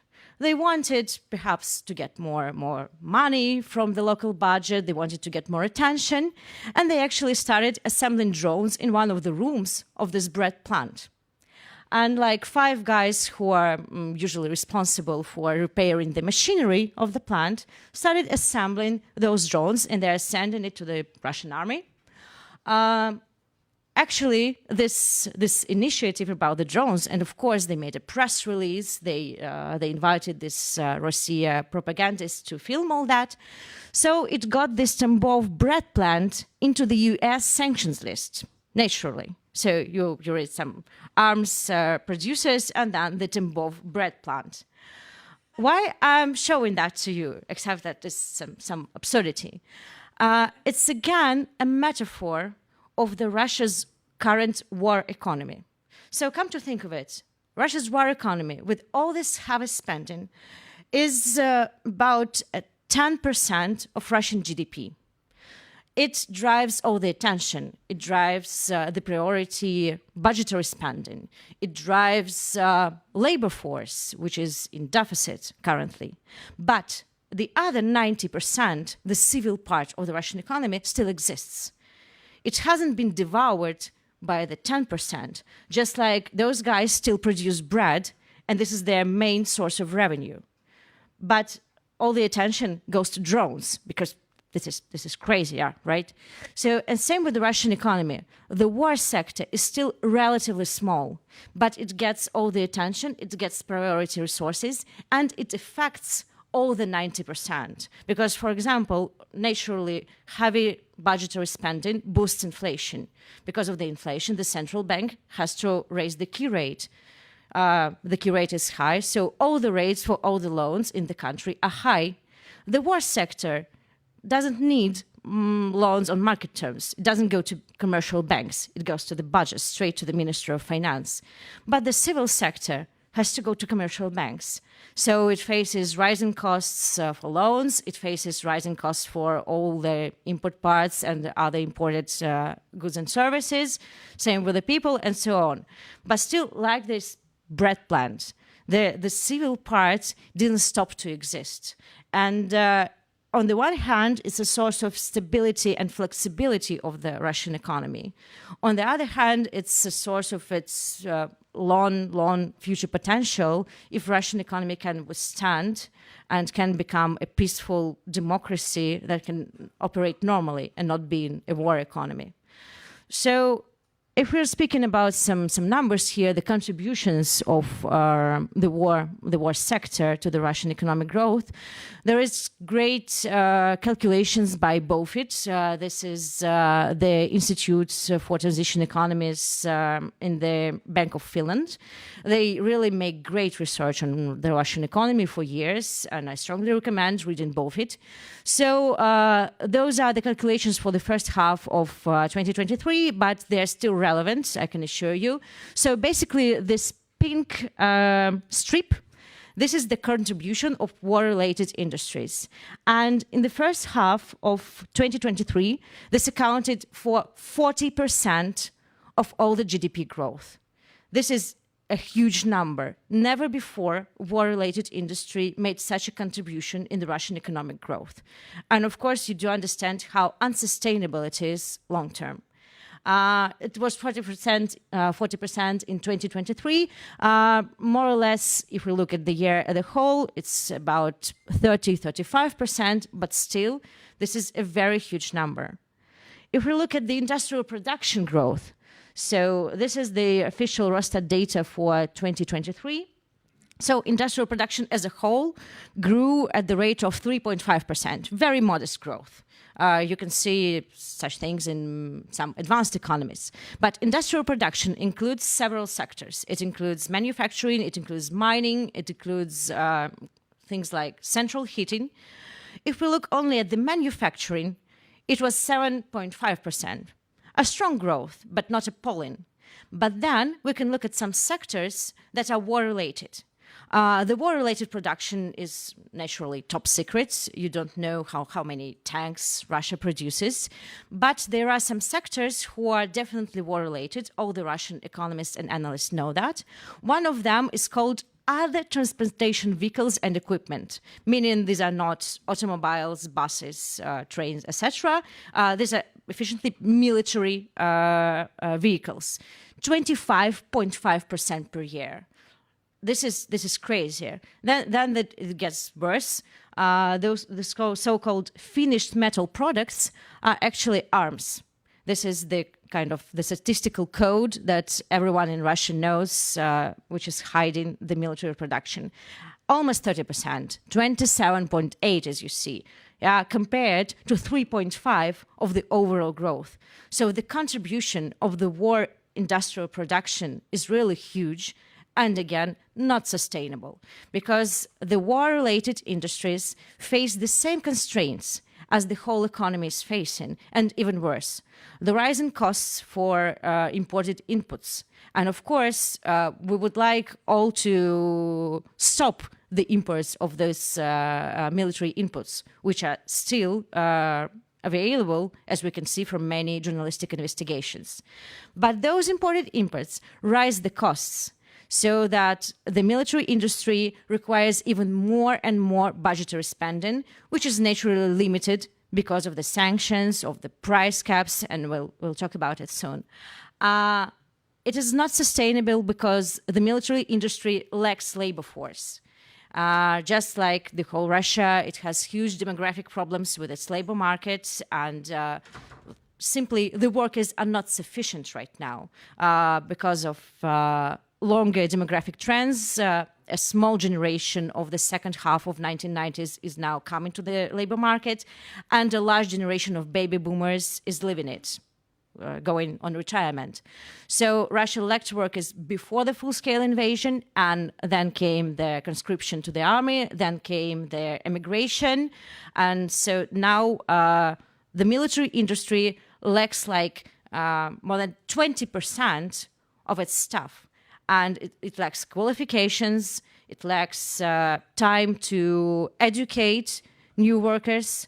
It also lacks technology, naturally.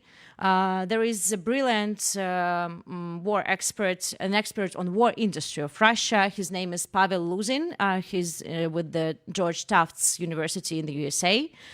He does a brilliant analysis about the true situation in the Russia war-related industry, and it's a poor picture, really. I'm definitely over time. So what I'm trying to address here, what I think is very important, when we're talking about are sanctions working, and I made this question very small intentionally, we should be asking many, many more questions. Because the question, are sanctions working, isn't for analysis, isn't for a deep debate. What sanctions? What do we mean by working? What do we want to achieve by those sanctions? What effects do we expect? Can we measure those effects? All those questions are utterly important. And when you hear someone telling you, oh, sanctions are not working. No, sanctions are working, but we should be looking at what sanctions are not working perfectly, what can we improve, ask many, many more questions. So if you allow me a couple of pictures more, just a couple of pictures to show you how sanctions are working. This is the oil and gas revenue of the federal budget. It is slowly, slowly contracting. So its share became lower before the full-scale invasion. It again grew because the non-oil and gas revenues started growing because of new Russia tax initiatives. But basically, what we should see here, that it's been contracting for years, and it continues decreasing because of the sanctions, because of the price cap, and of course because of the larger context, the demand for oil and gas in the world. We can look at the ruble. This is a very strange graph, but you'll understand. If you see the pink part, this is the huge volatility brought about the sanctions after the full-scale invasion. So at first the ruble strengthened, which was not really a good sign for the Russian economy. It was the sign of its isolation. And it's the direct consequence of the sanctions of the Russian foreign reserves, which are frozen and which we'll be discussing soon at this panel. And now the ruble is weakening. And this is the weakening of the whole Russian economy, because it is very dependent on different imports. And the weaker the ruble, the worse gets its dependence. And the last picture, this is the potential GDP growth. It's been going down for 2 decades, as you can see. The potential GDP growth is a kind of the speed limit of your car. So the speed with which it can go without overheating, it can go steadily for many kilometers. And Russia's potential growth before the full-scale invasion was less than 1%. And according to some estimates, I will quote a good Russian economist from Bloomberg Economics, Alexander Isakov. He calculated that currently the potential growth of the Russian economy is 0.5%. Basically, this means no growth. This means stagnation. And no boom ahead, no resources except the oil and gas to fuel Russia's economy, to fuel Russia's war efforts. To not sound overly optimistic here, I must stress that, of course, Russia is still getting big revenues from selling oil and gas and other commodities. And with the current level of oil prices, how sad and terrible it is to say, but it has many years ahead of resources to fuel its war efforts. And definitely Russian authorities are eager to sacrifice all civil spending to finance the war efforts. But there are huge risks lying in the global economy, in the Chinese economy, in oil prices, in sanctions. And I hope that the international community will do what it can do to address those risks in the manner that those risks could hit Russia. And could hit Russia with sanctions, could hit Russian economy. I think I will be stopping here because I will not be talking about long term. So thanks a lot for your attention. I'm very sure that we should all be doing our best to support Ukraine. And this is our standard slide for all the Medusa presentations. I think the best support that we can expect is reading our articles. We have an English language website. We translate the most important pieces telling the story of, naturally, the Russian invasion and the Russian economy and what's happening in Russia. And we'll try our best to present the information for you, both in English and in Russian. Thanks a lot. I will be happy to answer any questions, or you may contact me at my email. Thank you.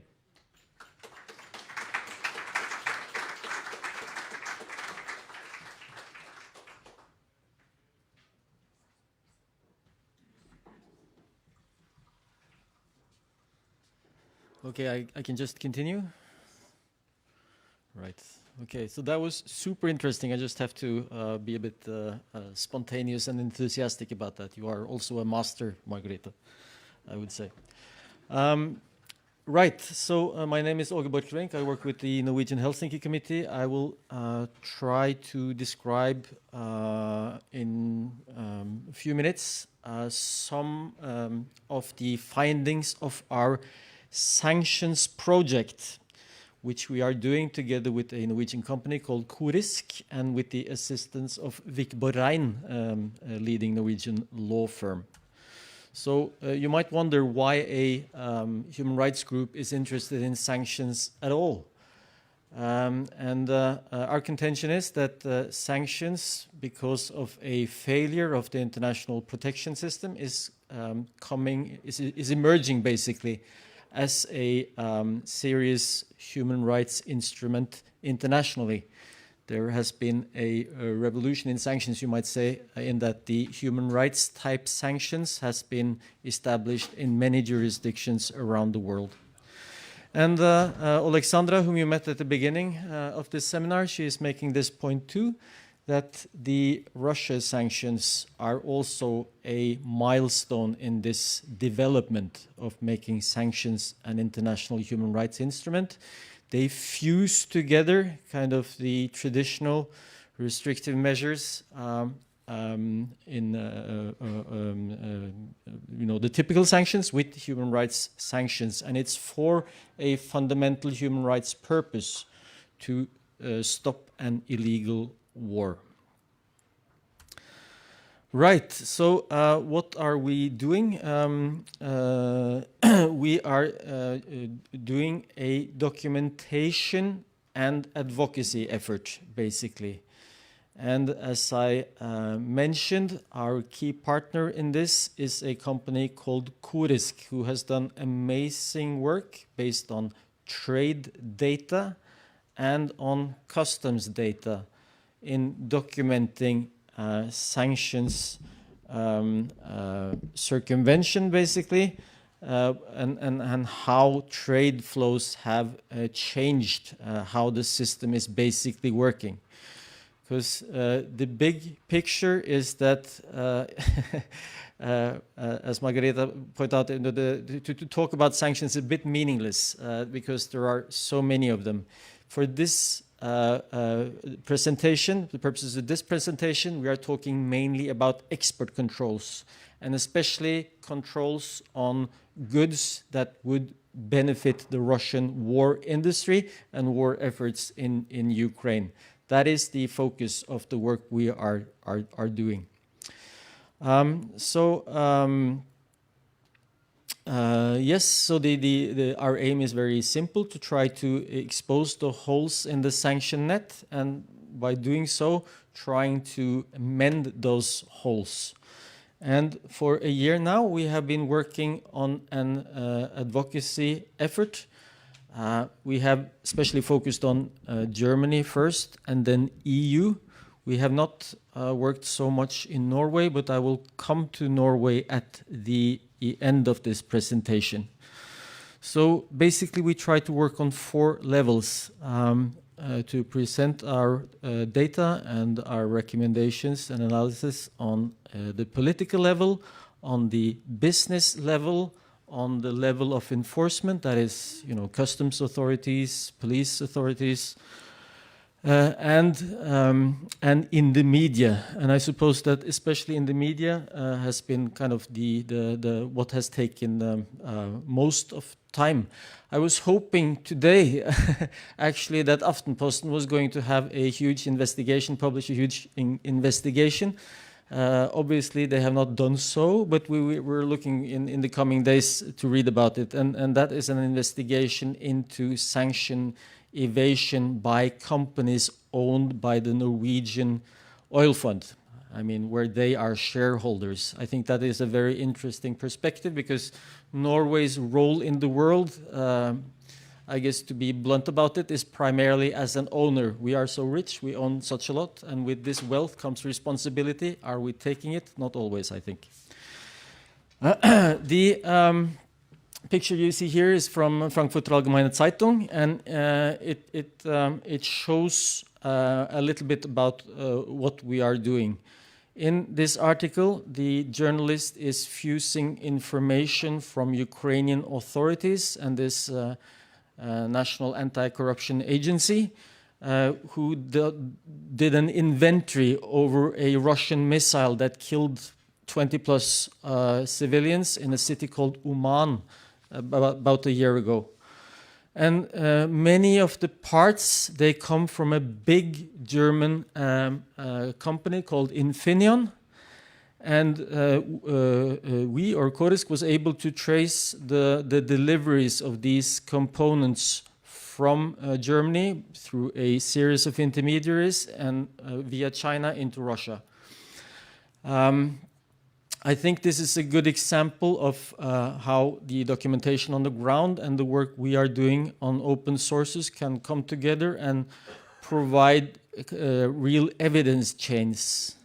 And our message to Infineon on this, they kind of accept responsibility in this, but they said it would be too difficult for them to check all the intermediaries and intricacies.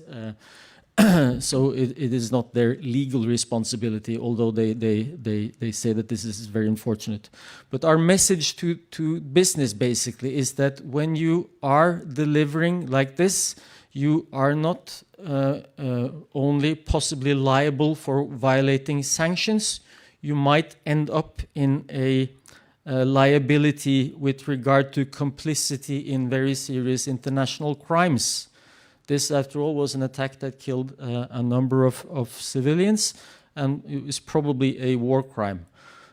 So I think that it would be very important for the business communities to realize the sort of risks they are engaging in when not taking the appropriate precautions to stop exports to Russia.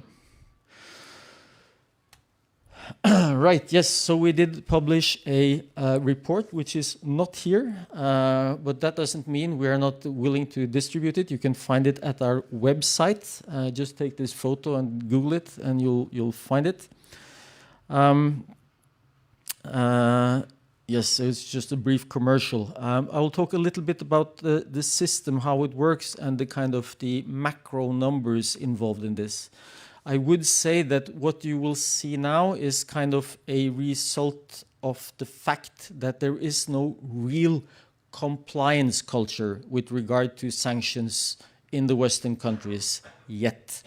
And I think it's fair to say that we are reaping the harvest of not taking this seriously from 2014, when the sanctions were initially declared.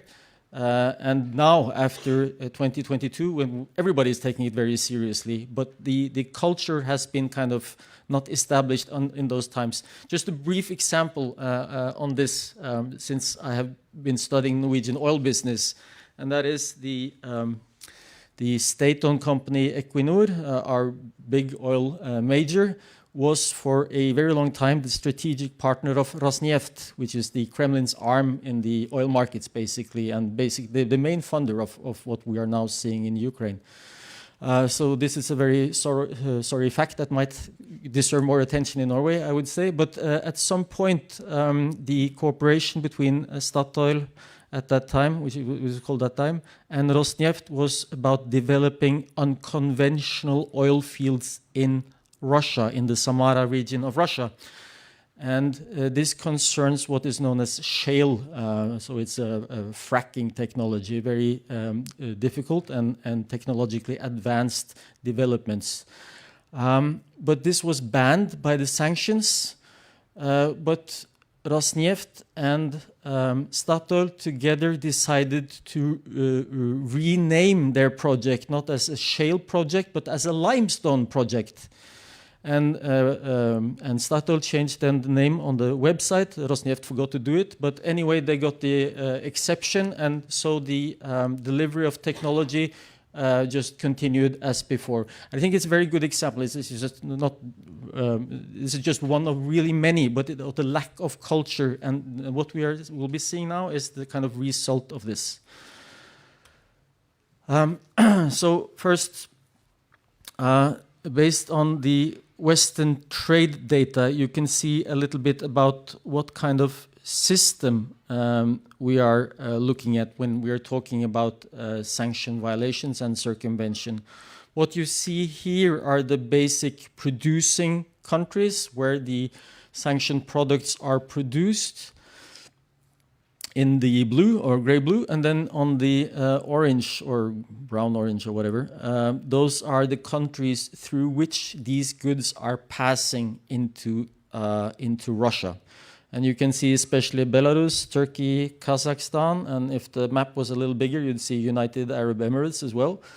But those will be the main things. But there are differences in these, in the role of these countries. Kazakhstan appears big, but very often the products are not really there.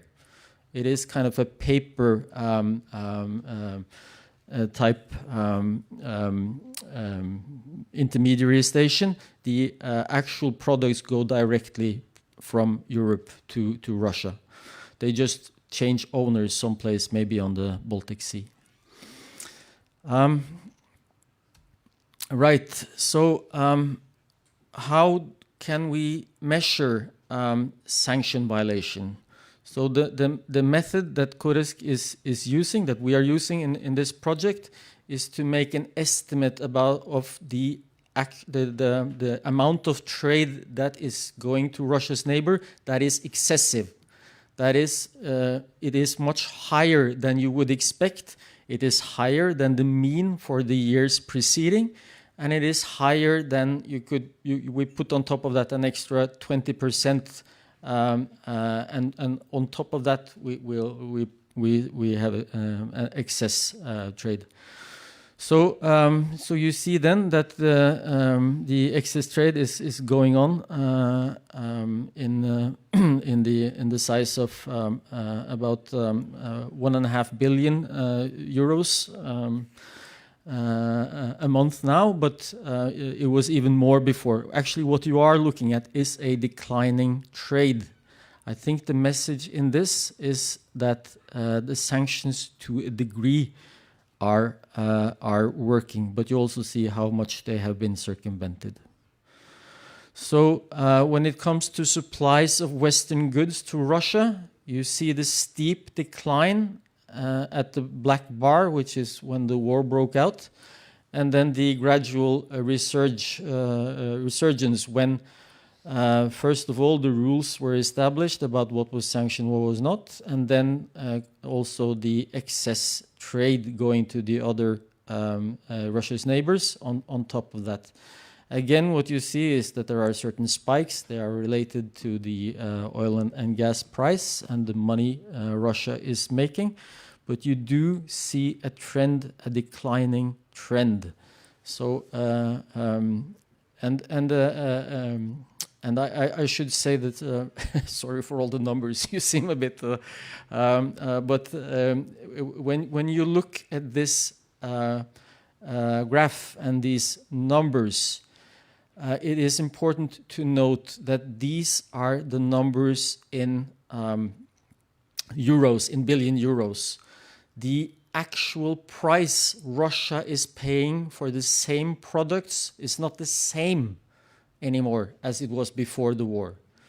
Kyiv School of Economics, they have estimated, based on quite good research, that the price Russia is now paying for the same type of products, those products, for instance, that are central to its war effort, will be 2 to 2.5 times bigger, and maybe even more. So what we are seeing is a huge reduction of the actual type commodities coming into Russia. Just if you want to find your favorite country on this list or not, here you see the countries sort of responsible for the excessive Western exports. There are some strange things about it. Lithuania coming up so high. It is not because they produce such amount of goods. It's because they are one of the export gates to Belarus and on to Russia. The same will go for Poland. This point is basically the same that Margarita was just mentioning, and these are the reserves of the oil fund, not the Norwegian one, but Russia's. And what you see here is a gradual depletion, especially of hard currencies. So what the Russians are left with now is gold and yuan and also some rupees. And how liquid is that really? Maybe not so much. This is one of the reasons why they're paying so much for some of the needed equipment for the war industry. So I think it's an interesting picture because it says something, well, it says the same message as Margarita was just saying, basically. So what can be done? We have some recommendations on the EU level especially. One important one is maybe to close the Belarus gap because there is an inconsistency in the sanction regimes against Russia and Belarus, which means that a lot of goods are going into Belarus and then continue onwards to Russia, like cars, lorries, and so on. And to step up enforcement, that is something we would like Norwegians to do, but also certainly is relevant in many other places in Europe. Finally, just on Norway, just to make two of these points, I think that Nansen people, if there are any of you left, I think that it is important to take note what companies comply with sanctions and the companies that do not comply with sanctions. For the companies who do not comply with the sanctions, I think that they should be excluded from all tenders relating to the reconstruction of Ukraine or others. So this would kind of make them pay a price in money. And then we have our focus on the oil fund, which owned shares in Russian companies that were sanctioned. Even up, they still do actually, although the shares are now frozen. But we, Helsinki Committee, warned about the high risk and in these shares for a long time before, and I'd like to say we were pretty right about that, both in the financial terms, of course, but especially in political terms. It is incredible, really, that the money of the Norwegian oil fund was invested in Putin's war machine. This is not the way to do it. So we have some suggestions for how the oil fund could be more proactive on sanctions. I will not go into them. You will read about them in Aftenposten very soon. Thank you.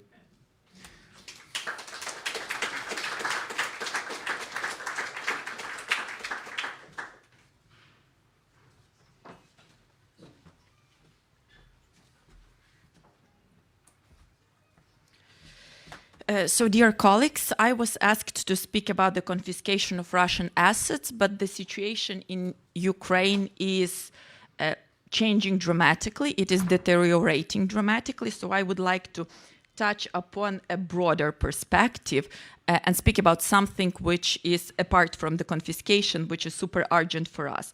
Because last night I haven't slept. I mean, I was awake half of the night because Ukraine was bombed again by Russia.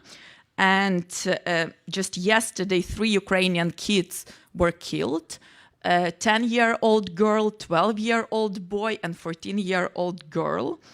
And today in the morning, Russians destroyed Tripilya thermal power plant near Kyiv. And this is the continuation of the Russian terrorism against Ukrainian energy infrastructure, which significantly intensified in March. and Russians already managed to destroy Dnipro hydro power station, damage several others, hydro and thermal power stations, and they changed tactics. Their current tactics is unfortunately much more effective. It is incredibly important that all of the resources are pooled for Ukrainian victory as soon as possible, because ensuring the air defenses for the entire Ukraine would cost, according to the estimations of the president, 25 Patriots systems plus missiles to them, plus fighter jets. That's up to $30 billion in total. Because Russia was allowed to destroy the Kharkiv energy system, entire energy system, the rebuilding will cost 10 billion euros of one city alone, and it will take years, meaning that how the city of 1 million people will enter the next winter without any heating facilities, I have very big questions. That's a big humanitarian catastrophe which is looming. I have just returned from France and from Italy, and we spoke a lot in the Élysée, in the parliaments, about the coalition of the courageous and brave countries of the President Macron, which hopefully can drop all of the self-imposed red lines and finally stop supporting Ukrainian war. Because you cannot sit somewhere in the middle, support Ukrainian survival, but let's not hurt Russia too much. And in the end, those half measures brought us here where we are. With Ukraine, risk losing this war, the closest since spring 2022. That's actually, the diagnosis of the Western assistance, which we've seen over the last 2 years. Russians started very actively using glide bombs, including the glide bombs against Kharkiv, which is an extremely worrying alarm bell. Because what is the glide bomb? That is a super powerful fugas bomb, which Russians have almost indefinite stocks of them, which were developed in order to destroy bunkers, and they are throwing them at Ukrainian homes, houses, school, maternity wards, and killing Ukrainian civilians. For the first time since 2022, they used those bombs against Kharkiv 2 weeks ago. Today, they are already using them a couple of times per day. That is the window, if it is not stopped, to let Russia do to Kharkiv what they have done to Mariupol, Aleppo, Grozny, and what they have never, ever been held to account for. So it's incredibly important to understand the momentum which our partners are presently in. And I would characterize this momentum as, before the World War II moment, this who will die for Danzig question.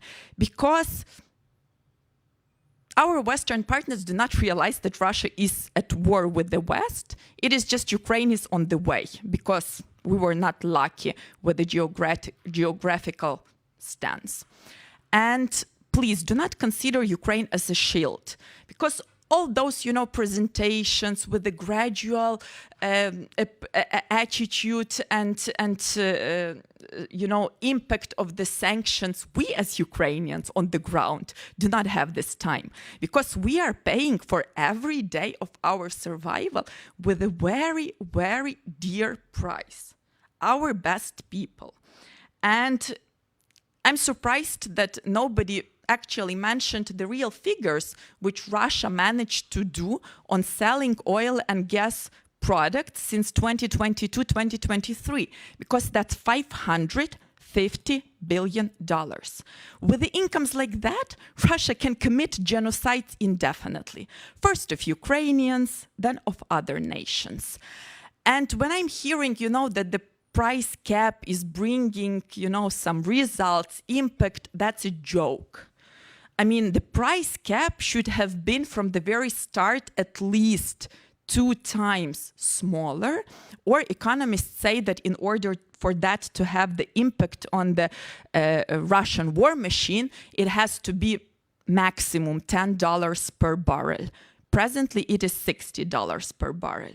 So Russia can enjoy their war machine incomes for decades. Russia is attacking Ukraine with a very powerful ballistic hypersonic missiles, which we presently are not very successful in shooting down because we lack air defenses that are not coming as the American package stalled, and European Union Europe in general cannot catch up in substituting those packages. And do you know that 78 components of the Kinjal missile were manufactured in Western countries? And how come that those components continue ending up in Russia war machine? Take a look at the trade of different various Western countries with Kazakhstan, Kyrgyzstan, Turkey, and you would be surprised because the increase amounted to thousands of %. It is clear, analysts are talking about that, everybody sees this, but there's no desire and no seriousness to close down those loopholes. If we speak about confiscation, I've been on this topic very actively. That's my priority since September last year. And I know that international lawyers have done amazing job putting together the legal mechanisms, the financial arguments, political arguments. And for each and every concern of the West, we produce the paper where we explain in details that you say that there are no legal instruments to move with the confiscation. No, it can be implemented as the countermeasure, because the freezing of the assets in the first days of the full-scale war was countermeasure, but it's not proportionate anymore, because over 2 years, Russia inflicted damages at us that amount to almost $500 billion. And we are not speaking about the occupied territories because we do not have access there and we cannot document and assess the damages. And since Russians are waging the scorched earth tactics, as they will be retreating, I'm sure that they will be destroying even more. The blowing up of the Kakhovka Dam alone costed Russian blowing up. I mean, that's very important because there was this unclarity, both sides, the seism. I mean, Russian blowing up the Kakhovka Dam costed Ukraine $14 billion. And guess what? Not a single sanction was imposed at Russia for the Kakhovka Dam explosion because it was not clear who did this for many of our Western partners. But even with the confiscation of Russian assets, which will take time, but can still be the source of the sustainable support for Ukraine while Russians continue getting, hundreds of billions of dollars, euros annually. Even within the confiscation, there is the low-hanging fruit, which is the incomes and profits for 2022-2023 that amount to 5 billion euros, which Belgium and European Union decided to keep for themselves because they might face some hypothetical risks in the Russian kangaroo courts in the future. I mean, 5 billion euros, that's a lot of money. You can buy 2 systems of Patriots and 700 missiles to them. So you can fully cover Zaporizhia and Odessa. With Kharkiv, that's a little bit different because it's closer to the border with Russia. But Zaporizhia and Odessa would be fine. But Belgium thinks that they are more exposed to the Russian risks than Ukrainians who are dying every day.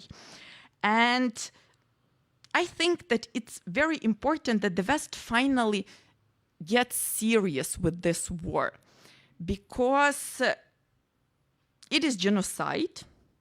And it is very important to understand that the responsibility for this genocide lies on the entire Russian society, not only on Putin, as many would want you to believe. And the reality is that the sooner we recognize this, the better. Because Russia cannot become a peaceful economy and democracy by sanctions or by miracle, only by losing this war, fully losing it, being defeated. Recognizing the collective responsibility of the entire society for that, and not only for this war, against Syria, Ichkeria, Georgia, and plenty of other wars which they never ever faced the responsibility for. And pass the de-imperialization and denazification. Because the only real opposition to Russian dictatorship is Ukrainian armed forces. And everything should be directed currently at supporting the Ukrainian armed forces. And we are extremely grateful to Norway. We are extremely grateful to the Norwegian Ministry of Foreign Affairs who visited Ukraine recently, and he said that all of the scenarios are on the table. Nothing, including troops on the ground, are ruled out, because that's the strategic ambiguity. When the West builds their strategy towards Russia by stressing on what they are not going to do, this is the green light for Putin, for Russians, for these terrorists. And it's very important to raise the stakes. And you can raise stakes only by saying and doing, it's not only about statements, it's about backing those statements with the real actions to reinforce Ukrainian capacities to win this war as soon as possible. Because otherwise, this war machine will take time out, take breather, and move forward destroying. Because our colleagues analyzed Russian strategic narratives, and it is absolutely clear that Russia wants to control entire Europe. They see this great Eurasia from Lisbon to Vladivostok under their control. So you are endangered. And I will end here with a statement which I saw somewhere on social media. I do not know the author, unfortunately, but I want you to think about it. That World War III actually has started. And whether this will be the last battle with the Ukrainian victory, or it will be the first battle with the Ukrainian defeat, it is up to all of us to decide. And I hope that it will be the last battle of the World War III. Thank you.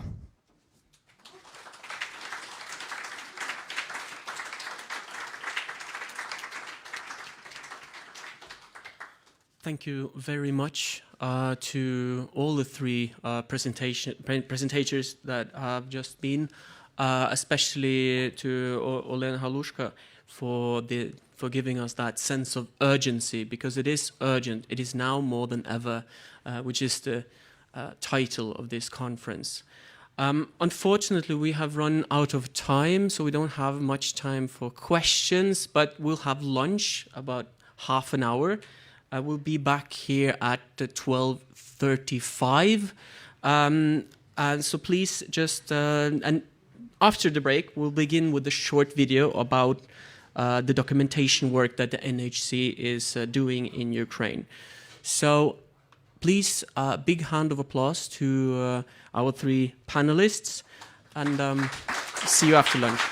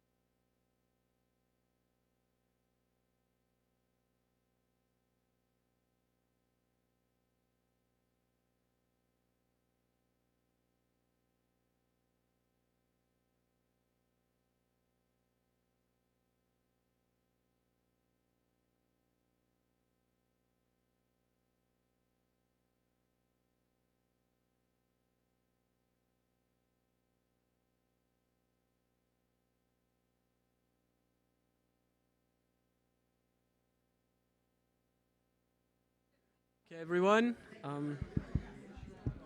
Is this on? May I ask everyone to take their seats? Ja. Dag, kan du hjelpe til med det? Okay.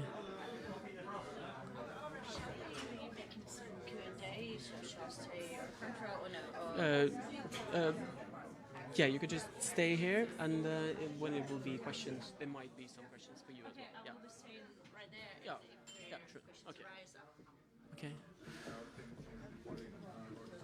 So may I again please ask everyone to sit down? We'll continue our third and final section for the day.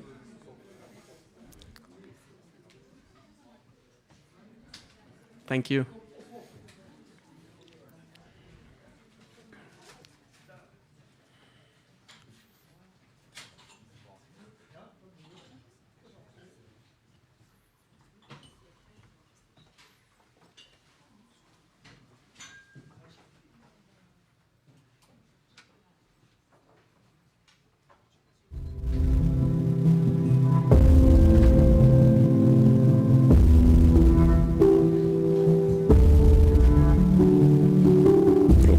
Essentially is the NGO that focuses on documenting, reporting and investigating of international crimes in Ukraine.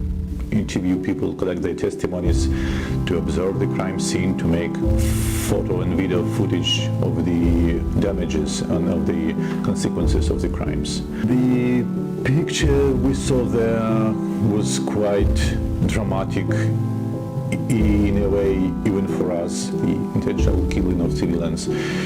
Throwing hand grenades into the cellars where civilians with their children were hiding, shooting civilians just passing buyers on bicycles, and targeting civilian vehicles marked with white flags.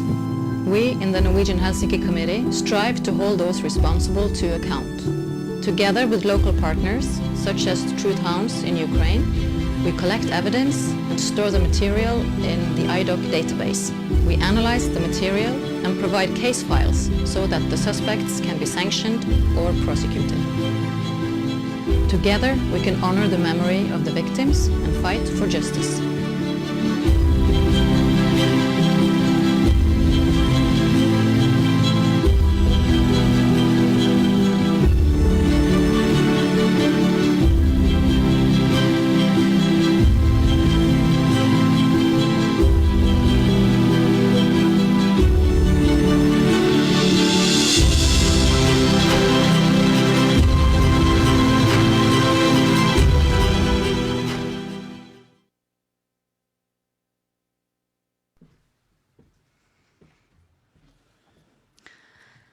Yes, hello everyone. On that introduction, we are approaching the third segment of this seminar.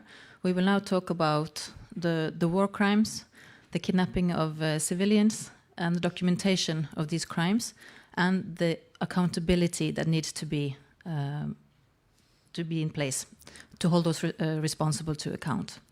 The Norwegian Helsinki Committee has a department, a hub, called the Documentation and Accountability Hub, where we work together with civil society activists in Ukraine to document, analyze war crimes, and to build cases for further prosecution. The system was also used in North Caucasus, and it's called IDOC. It's very closely linked to the ICC, so that how it's created makes it very efficient to build cases and to use them for procedures where possible.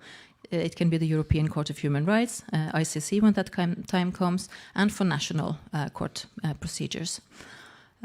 We work closely with civil society activists. We train them. We have advocacy events together. We have reports together.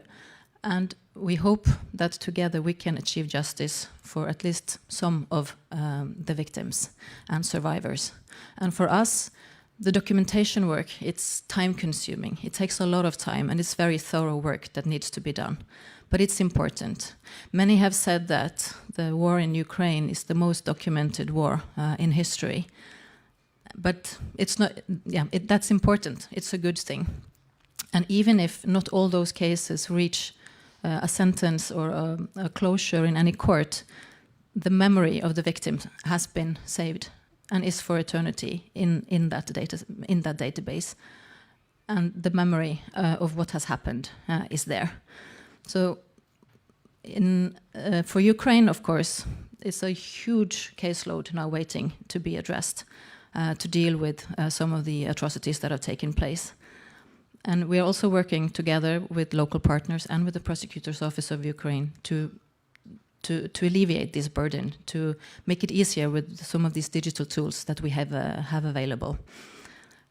But we are not. It can take time, and it will be difficult, but it is possible. And the one interview that we will see now is with Stanislav Aseev. He was himself a civilian in Russian captivity in occupied territories. He was tortured, but he has actually now seen his torturer held accountable in court, being sentenced to a long prison sentence. So we will now see this interview and then continue with our talk afterwards. Stanislav, welcome, and thank you so much for taking your time to do this interview with us today. We understand how challenging it is. You are at the front lines defending your country. And we understand that you were bombed even last night and had to relocate to a neighboring town to get internet. So we hope you're safe now. And again, thank you so much for taking your time to speak to us and to share your story. Так, дійсно, доброго дня. Я мав виходити на зв'язок з міста Мирноград, але росіяни в чергове сьогодні вночі розбомбили його. Вони розбомбили школу та 5-поверховий будинок. Останні 2 поверхи більше не існують, власне, як і життя тих людей, які мешкали на цих поверхах. І, відповідно, в Мирнограді, в тому місці, де я мав бути, зникло світло, а отже не було і зв'язку. Тому я переїхав у сусіднє місто.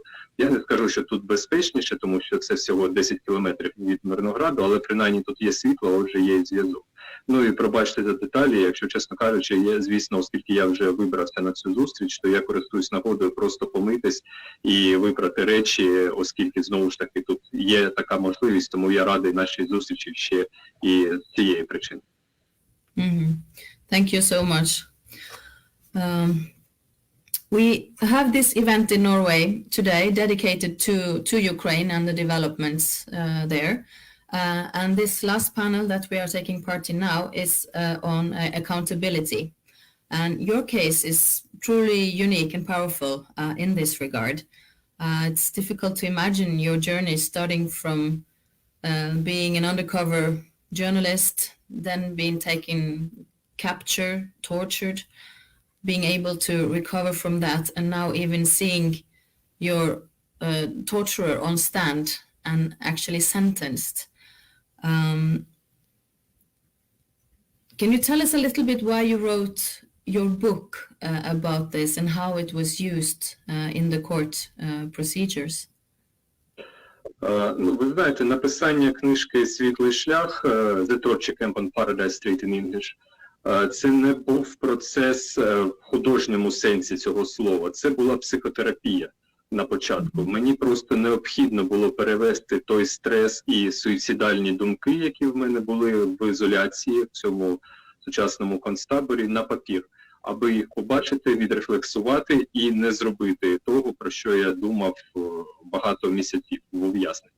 І з цього, власне, почалася ця книжка як терапія, а в самому полоні вона вже набула якихось художніх рис, в тому сенсі, в якому це сприймається як літературний процес. І коли я вийшов на свободу, у мене була вже вагома частина готова цього рукопису, і я просто не міг не закінчити його, тому що мав певну соціальну відповідальність перед суспільством розказати про цю в'язницю, таємну в'язницю. А щодо суду, я не думаю, що книжка лягла в процес як документ.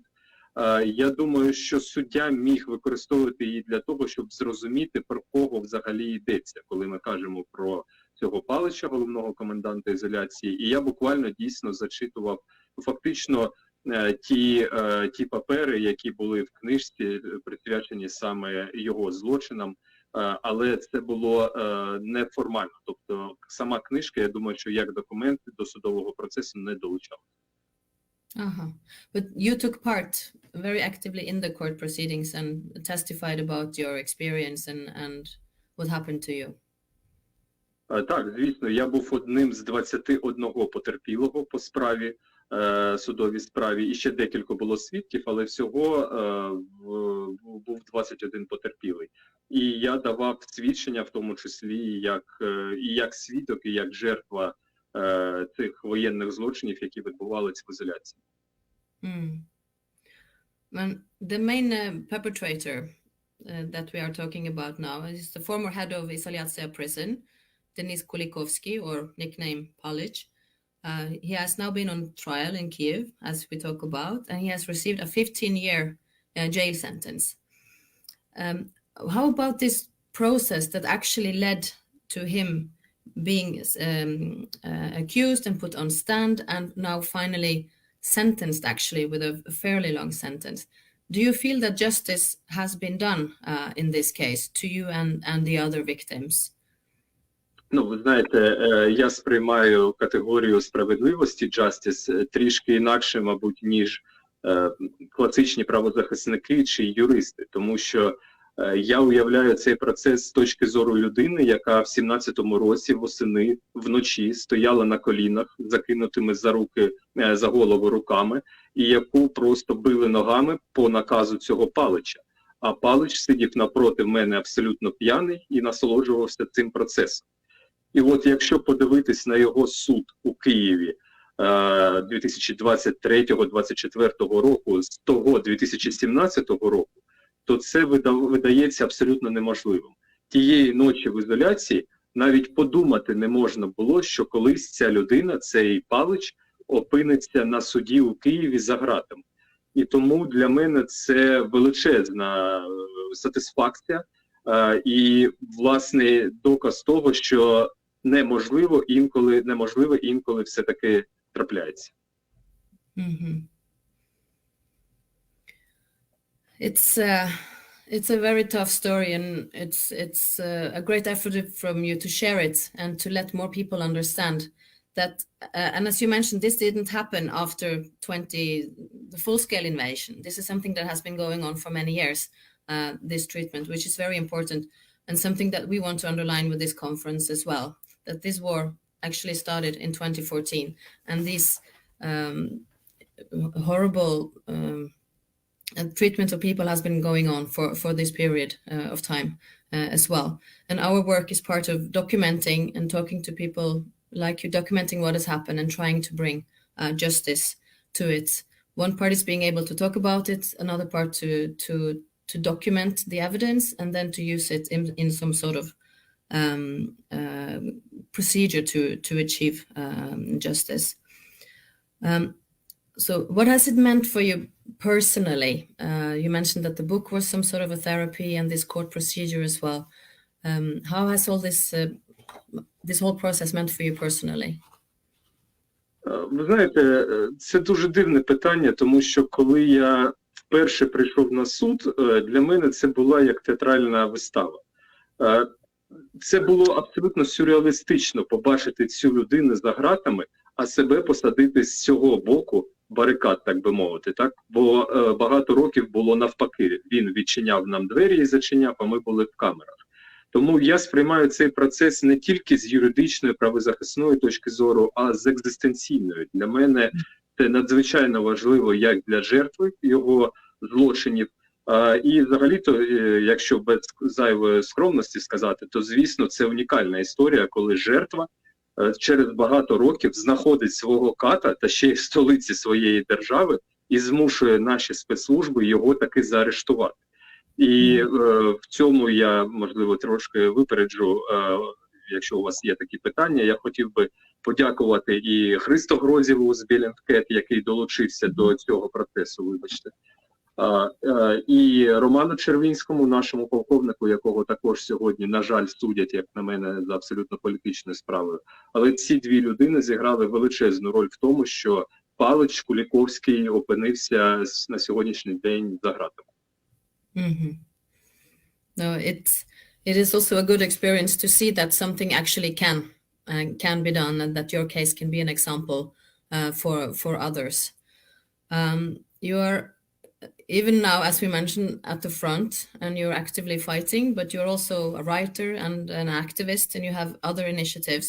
So before enlisting, you even started your own organization, Justice Initiative Fund, to find and bring Russian soldiers and perpetrators of war crimes to justice. Why did you do that? Ви знаєте, ну, по-перше, я маю сказати, що Justice Initiative Fund розпочався якраз з затримання Куліковського, Палича. Саме з цього успішного кейсу почалась історія фонду, і я почав після його арешту думати, а як дотягнутися до тих людей, які вчиняли ці злочини і не знаходяться на підконтрольній Україні території, як знаходився Палич у Києві. І з цього почалась ідея фонду, і вона вилилась в цілу програму дій, як, власне, і книжка, як і процес над Куліковським, і як тепер Justice Initiative Fund. Це все деталі однієї стратегії, яку я розгорнув, як тільки звільнився. Почалося з книжки, а закінчилось от фондом пошуку воєнних злочинців за фінансову винагороду. І для мене це теж форма самореалізації. Тому що якщо буде ще хоча б один успішний кейс, я завжди кажу, що у нас це буде виправдовувати існування фонду, тому що в нас на сьогоднішній день більше ніж 300 людей знаходяться на цьому сайті. Це чому так мало? Тому що ми поміщуємо туди людину виключно за офіційними підозрами від Генеральної прокуратури чи якихось міжнародних інституцій, тому правоохоронних інституцій, тому цей процес дуже затягується. Але тим не менш, якщо буде ще один хоча б успішний кейс, я думаю, що існування фонду буде абсолютно виправдане. Thank you so much for everything you have done. The great examples that you have made, the story that you have told us now, the efforts that you do at the front as we speak.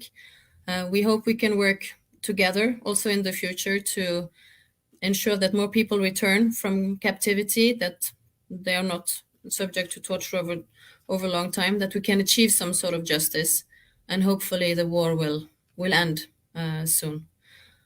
Thank you very much for your efforts. And take care. Бережіть себе. Слава Україні. Героям слава. Thank you. Thank you.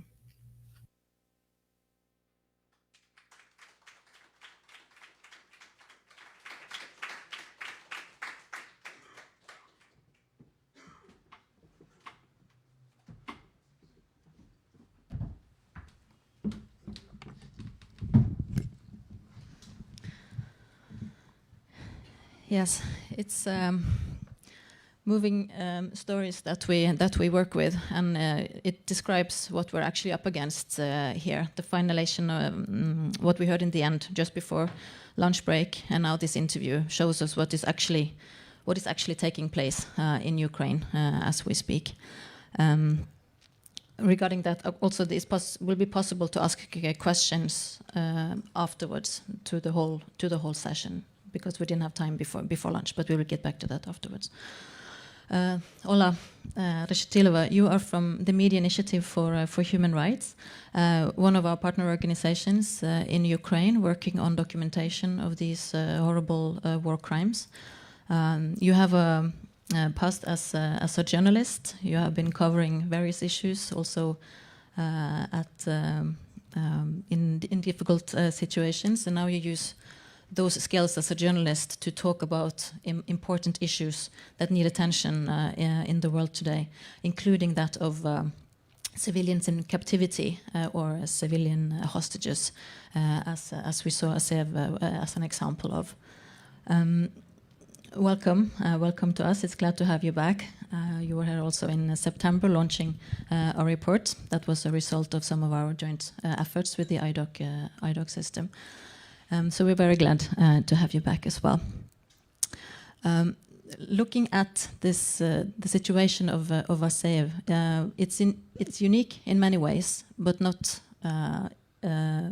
But yet not. There are a lot of civilians in captivity, and it's easy to confuse them with prisoners of war. Can you talk a little bit about this aspect of your work and the situation in Ukraine today? Yeah. First of all, let me thank to the Norwegian Helsinki Committee and to Norway for the constant support of Ukrainian civil society and Ukraine at all. For us, it's very important in this complicated time that you are together with us and you are still sitting here. That means that these topics are very important to you. Answering your question,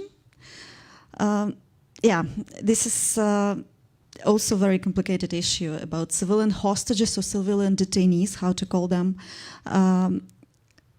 This practice of the Russian Federation started since the very beginning of the large-scale invasion. And this beginning was in 2014, and we should never forget about it. And holding Russians accountable for this first crime, not first, because before there was Georgia, before Ichkeria and others, Syria, but in Europe, in the center of Europe, it started in 2014. And we saw these practices from Crimea. Putin said that there was any drop of blood during the annexation of Crimea. And this is absolutely false, because at least 43 people still are missing during the annexation of Crimea in 2014. And then these practices spread into east of Ukraine, so-called Donbass, but it's not just a Donbass. It's like a part of the eastern territories of Ukraine. And the Ellevte, where Stanislav was held, was one of the most terrible places of captivity, but not the only one. According to our information, because we started this documentation of war crimes since 2016, according to our information, there were at least 200 people held in Ellevte. All of them were civilians. No one of them was military or the representative of special forces or something like that.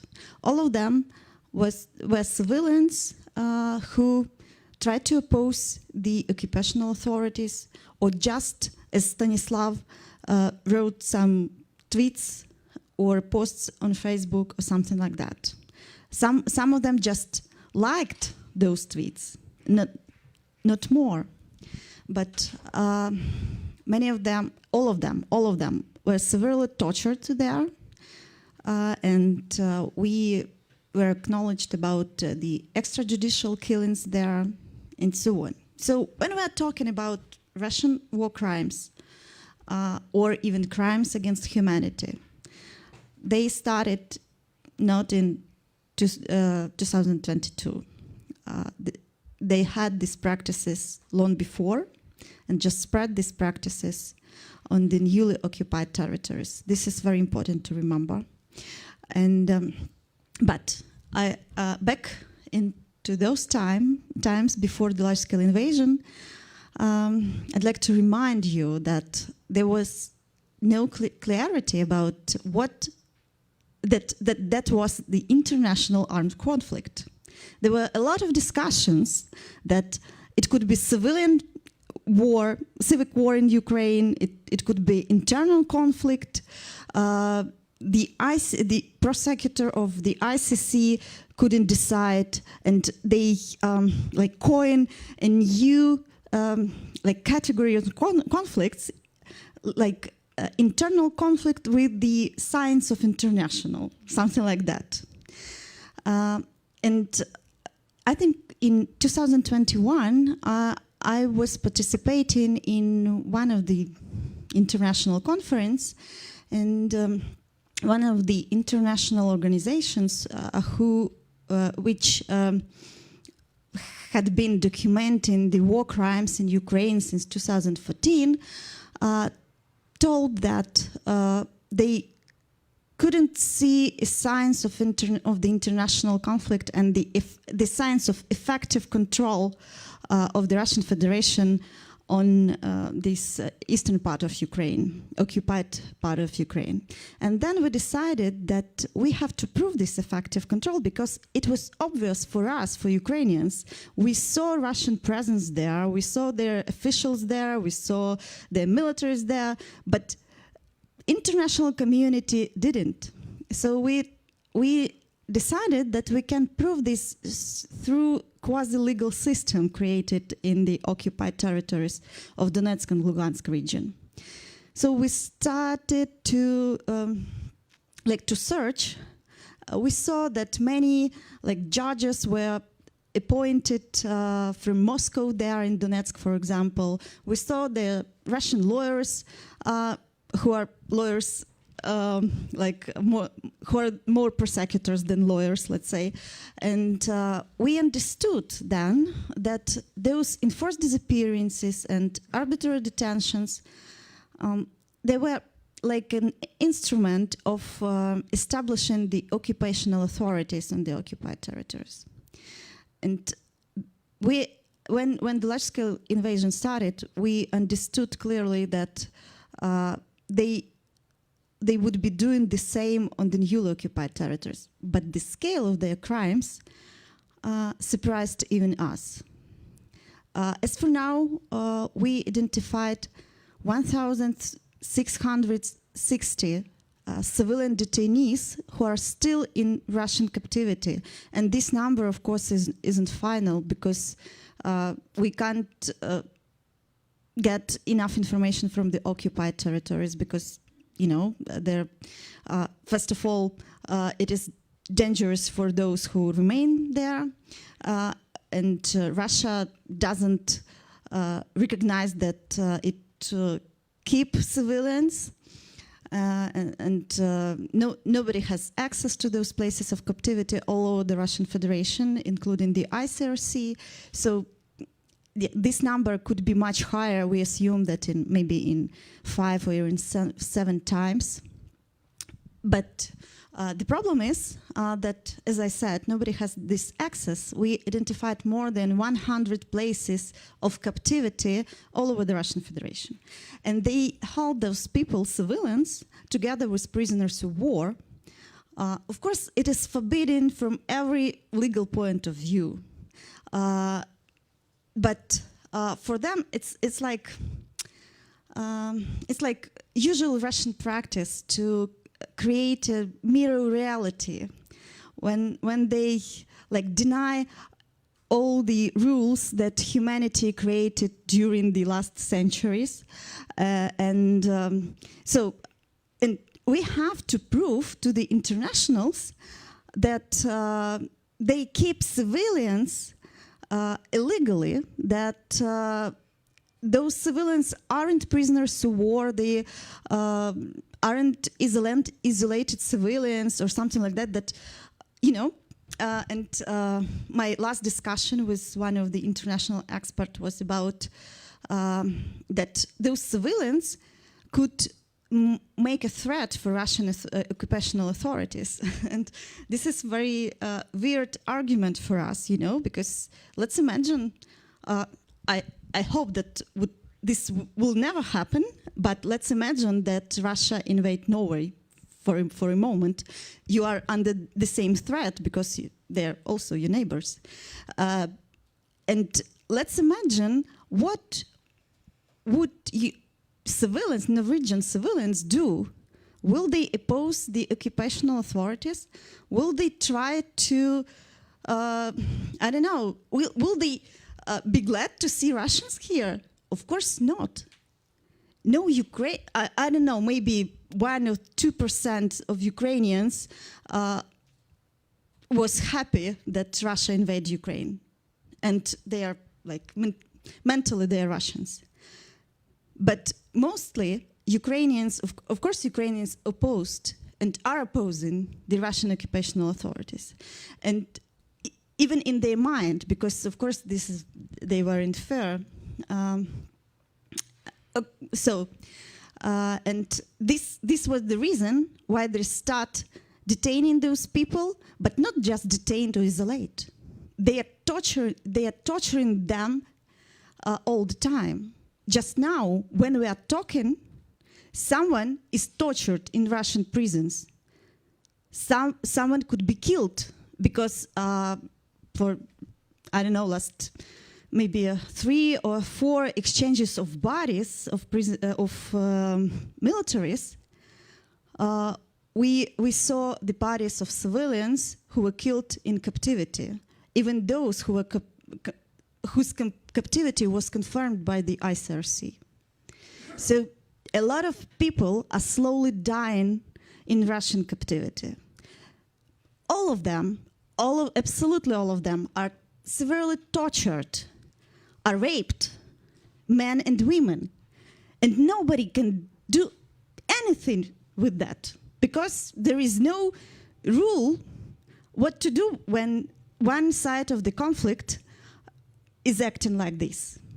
So this is not a problem, this is a tragedy. Because the international law can't do anything with the problem. The international law is the law of the gentleman.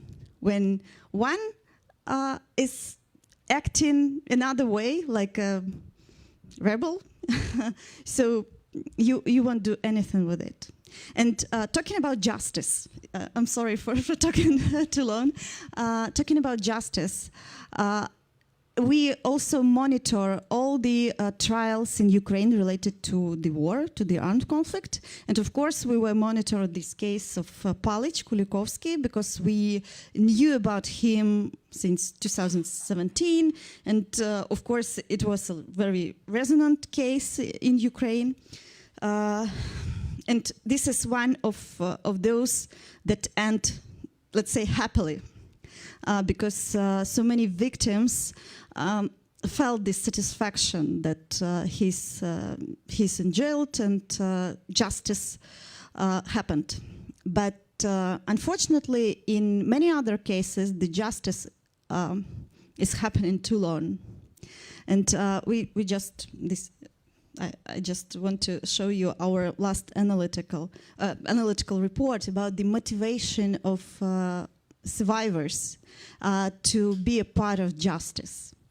Unfortunately, we have a lot of problems within our national system, but here we are talking also about the international system, the experience of the ICC, the experience of international tribunals, and so on. Unfortunately, survivors and witnesses are losing their motivation because they don't see that they will be hurt. Unfortunately, even in Ukraine, media are not very much interested in those cases. It's too long. It's too complicated to understand all the aspects of the IHL and our Ukrainian legislative framework and others. So those victims, survivors, and witnesses are left alone in those processes without any support. Fortunately, the special center for supporting victims and witnesses were created in our prosecutor's office, but it's just like they have this a few experimental cases, but it's on very initial stage. But at the same time, thousands of victims are left alone in this process. And I had a discussion with Ukrainian journalists about that point, because, for example, we had this case of Yagidne where more than 300 of people were held in the basement of the local school, and many of them died there because Russians create them in inhuman conditions there. So many journalists, when I said, why aren't you go to the court? Why aren't you cover the proceeding, the case in the court? They told me that we were talking about this case so much. We think that this is enough. No, this is not enough. We have to support the survivors, the victims, all the way towards justice before the justice will be achieved. And this is, I think, the task for Ukrainian non-governmental organizations, but also for the internationals, because, you know, just to write an article, just to document the facts isn't enough. We have to support them, and this is maybe about your previous discussion, but there are so many frozen assets of Russians here in Europe, and there are a lot of discussions what to do with this. And one of the way could be to, of course, this is not human rights claim, but first need is, of course, the weapon for Ukraine, but the second is to give those assets to survivors, to victims, and to support them in this way. Sorry for talking so long. Thank you. No, it's you touched upon a lot of my questions here, so you just make my job easier in that sense. You mentioned the previous panels that we had today, and they are targeted to what can Norway do with the support that we have, and also the international community. You mentioned previously that there is some sort of discrepancy on this focus on building back better Ukraine and the transitional justice and so on, that are focused on what's happening after the war. But the war is still ongoing, like you say, and the people that are in the middle of it, they don't see the results and the achievements at the moment. What thoughts do you have about what the international community should focus on and prioritize in that regard, and maybe in particular Norway, having in mind to what has been said previously today? Yeah, thank you for this question, because we really feel, in Ukraine, we really feel this changing of focus from the international partners and donors. They are mostly talking about recovery and transitional justice, what is, of course, very important. But we still have ongoing war, and as Olena told already, the threat of the new occupation is so high. And so and the war crimes are committed by Russians every day. For example, this Topila energy station, which was destroyed tonight, it is 40 kilometers from my house, where my two children stayed this night. And of course, they've heard this explosion, and you know, it is too complicated to be here when your children are under attacks. And this is always challenging to talk on the conferences during you don't know what happened to your family. But yeah, this is I understand the desire of many abroad to think about victory, to think that we have already defeated Russia and so on. We are also very tired from war. You even can't imagine how much we're tired. But we understand that the risks of new occupation, of new waves of these attacks are so high, so that we can't concentrate on the afterwards, what will happen then. And we have to document war crimes every day, thousands of them, which happened every day in the occupied territories. So many people remain in the occupied territories, and they are all under the threat of detention, because to keep this atmosphere of fear in the occupied territories, the Russian need to detain regularly some civilians. First of all, they detain activists, journalists, representatives of local authorities, but then every month, every week, they need to detain more and more people, just random people, because this is the policy, the Russian policy to keep the whole communities in this threat. For example, when we are talking about the northern regions, which were liberated more than 2 years ago, we still have detainees from that region. 230 civilian detainees they remain in Russian prisons for more than 2 years. We can't release them still, and you can only imagine how many people are detained in those territories which are under occupation for more than 2 years or for more than 10 years. What about Crimea and persecutions of Crimean Tatars? What about Donetsk and Lugansk, where after 10 years of occupation there are still detentions and they are still going on? So the only way to stop it is to push Russian army under the border, and unfortunately Ukraine won't do this alone. We need the international support. Thank you. Yeah, and if we then get to the Norwegian support and how it's been looking so far, and what can be potentially improved in it. Mm-hmm. Thank you. First of all, I'd like to thank again to Norwegian government for its leadership in returning civilians from the Russian captivity, because Norway is one of those countries who are responsible for the implementing of point 4 of President Zelensky formula about returning all Ukrainian citizens from the Russian Federation.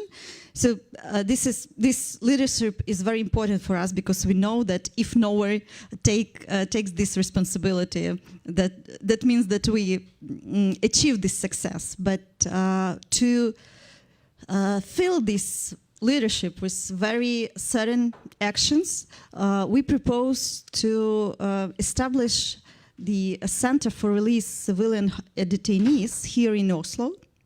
And why in Oslo? Because there is Norwegian Helsinki Committee here, first of all, and we have this database, IDOC, in which we document all the data about civilian detainees. And this data will be helpful in identifying of those people who are still in Russian captivity. The second point is that, Norway has its passion to involve different professional negotiators who can make pressure on Russia and who can develop strategies of releasing different groups of hostages, because there are physicians, for example, there are representatives of local authorities, there are journalists in captivity, and so we can divide them into different groups and to develop strategy to every group. So our idea is to establish this center for release hostages here in Oslo with the support of Ukrainian civil society organizations, and we can provide Norway and Norwegian government with all the information we have, with all the ideas we have, what instrument can be activated for release of those civilian hostages. This is what we suggest Norway to do, and I hope we'll be heard. Yeah, that's a very good suggestion, and we hope that this working group can do good things, and that we can contribute in any way we can, also in cooperation with our good partners in Ukraine. We have some time now towards the end of this session, and we also didn't have time at the end of the previous session for questions. So we want to open up. Some of the presenters have left, but we have others who can potentially answer to the questions. So if there is any questions for the previous session or to Ola now, please. Doug has the microphone.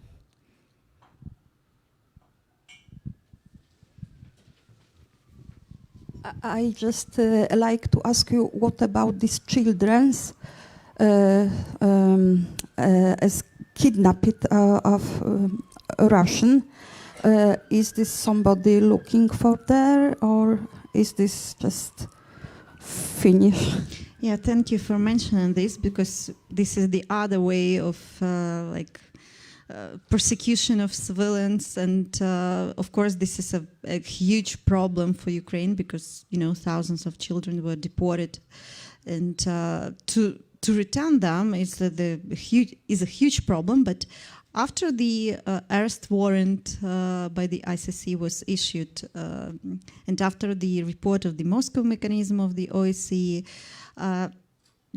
the situation changed a little bit, not dramatically, but Russians started to cooperate, at least. They provide the Ukrainian side with some lists, not about everything, about the whole list, but from time to time we can hear about returning of children, maybe 5 or 10, of course not hundreds, but we see some efforts in this regard. We see that, for example, Qatar is very is trying to do something to negotiate about this issue.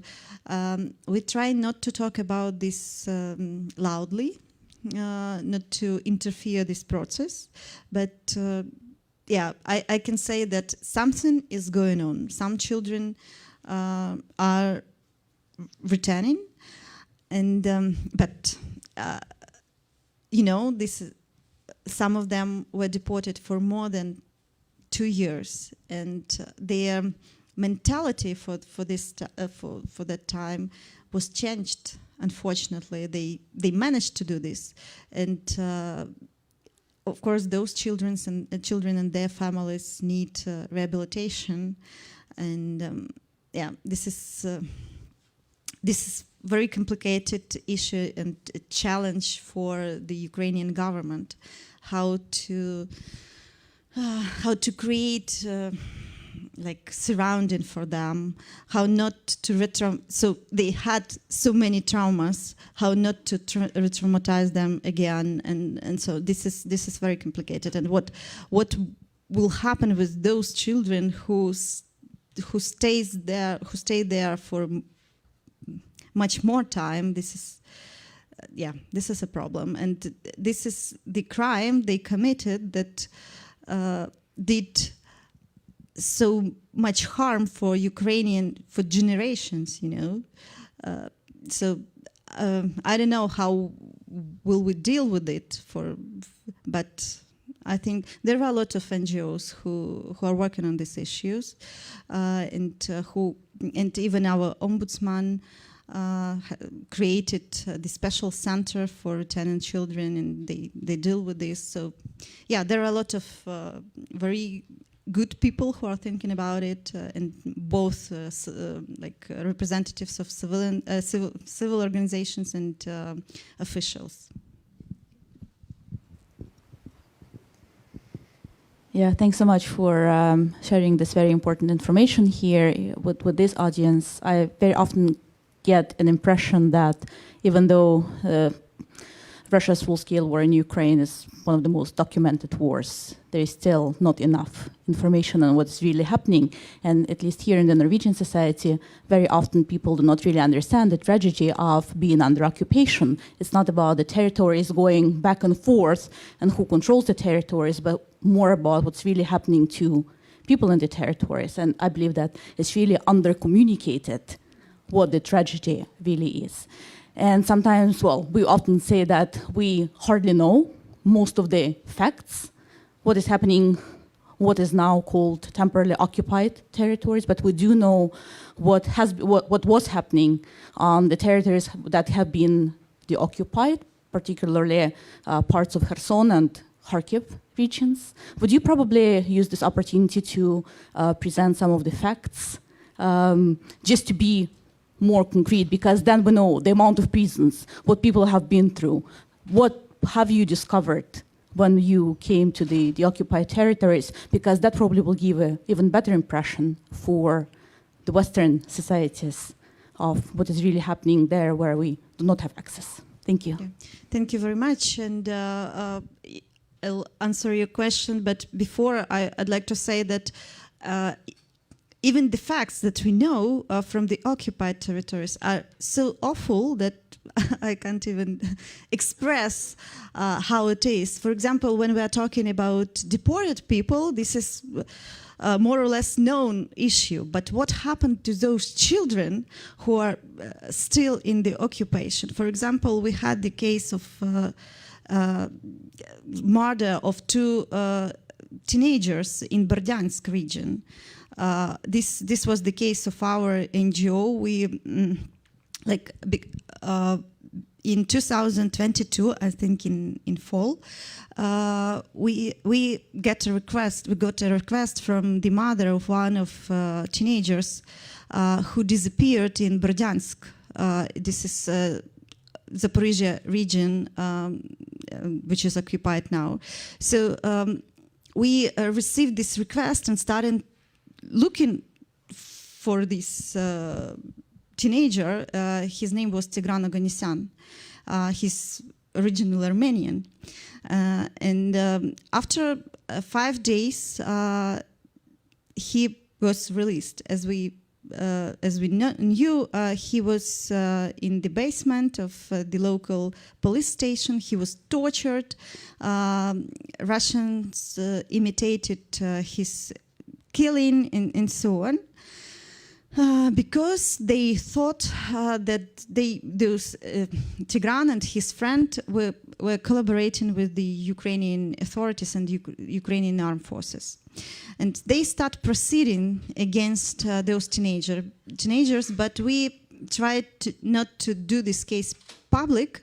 We hoped that that was they tried to to make fear against teenagers in the occupied territories by this case. But in May 2023, they issued arrest warrant on those teenagers, and we understood that we need publicity, and we called the European Parliament to develop a resolution on this issue, and it was done. The European Parliament asked the ICRC to help those boys to escape the occupation, to go to Ukraine the controlled territories of Ukraine or to the third countries. But unfortunately, after 2 days after this resolution of European Parliament, these 2 boys were killed, and this was awful case, and we are still trying to investigate it. And we saw pictures of their bodies. We saw the signs of tortures and so on. They were 16 years old, and it was in June previous year, and they still didn't give the bodies to their parents, so their bodies are still not buried. And yeah, this is what happened to those children who remain in the occupied territories. About what was documented on the liberated territories, it's like we saw the numerous of torture chambers there, and numerous of people who were killed. So the cases of extrajudicial killings, the cases of sexual violence, and this is not like some maybe 1 or 3 or even 10 cases. First we started to investigate like separately tortures, separately illegal detentions, separately sexual violence, but then we understood that that was a systematic policy of the occupational authorities, which we saw that there were different units in different regions. They even, of Russian militaries, they even didn't have enough communication between them, but they behaved the same way. They all knew that they have to detain civilians, to bring them to special chamber tortures, torture them, and after that to transfer them into different prisons in the Russian Federation, which were prepared already for Ukrainians. First, it was across the Ukrainian-Russian border in Belgorod, Bryansk, Rostov, and others. And now we see that they actively transferred those both civilians and prisoners of war all over the Russian Federation. We knew about the prisons where Ukrainians are held, for example, in Mordovia, in Barnaul, Tula, and Orenburg, and other cities. And I often tell about this, that Ukrainians have this genetic fear of those detentions, because we remember about that from the Soviet past. Millions of Ukrainians were deported to Siberia, and still millions of families, of Ukrainian families, don't know what happened to their relatives. And so we see that this Russian state policy is just continuation of their methodology from the KGB and even earlier in the Russian Empire. So, to end, sorry, in April of 2022, there was an article in the Russian state media outlet, RIA Novosti. It was called "What Russia Has to Do with Ukrainians." After that, it was deleted, but you can find it in cache. I think that was a program document because there were in this article the author, I forgot his name, some Russian propagandist. He described very clearly what they were going to do with Ukrainians, what percentage of Ukrainians they were going to kill, what part they were going to deport or detain, and according to their estimation, the only 10% of Ukrainians would collaborate with them, and I think they were wrong. They had done incorrect estimation, because I think not more than 5% of Ukrainians collaborate with them in the occupied territories. So this was a programmatic document, and we are, I can assure you that this is a systematic policy of Russians how to treat Ukrainians, and if they are going to invade any other country in Europe, or I don't know, in any other part of the world, they will do the same to civilians. And this is a threat not only for Ukraine. This is a threat for the whole world, because we see that Russia is building the network of regimes, of authoritarian regimes. For example, we invited, we have conducted together with partners the Crimea Global Conference. We called it Crimea Global because we thought that Crimea could be like our window to so-called global South, because from some perspective, Crimea could be like a part of global South. So we invited like experts, activists, I know, like politicians from more than 40 countries, from Africa, Asia, and Latin and Central America.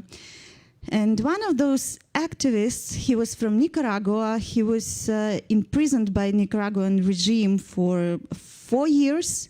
He told us that he was tortured by Russian FSB officers because they came there to taught their special services how to torture and how to treat local activists and politicians who are in oppositions to the regime.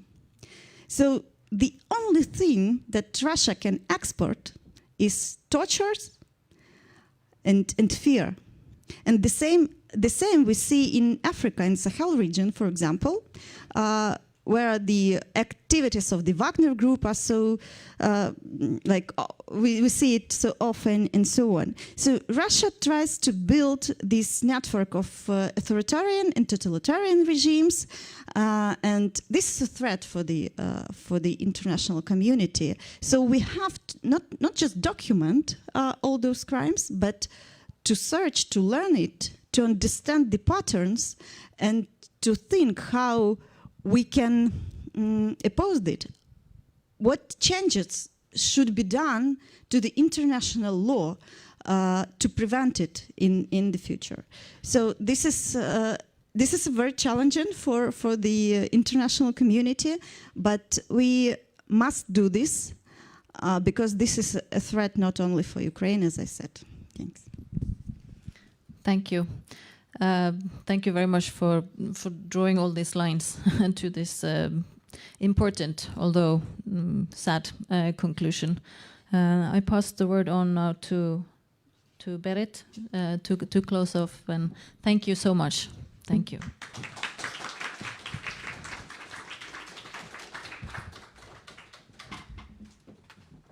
Oops. Yes.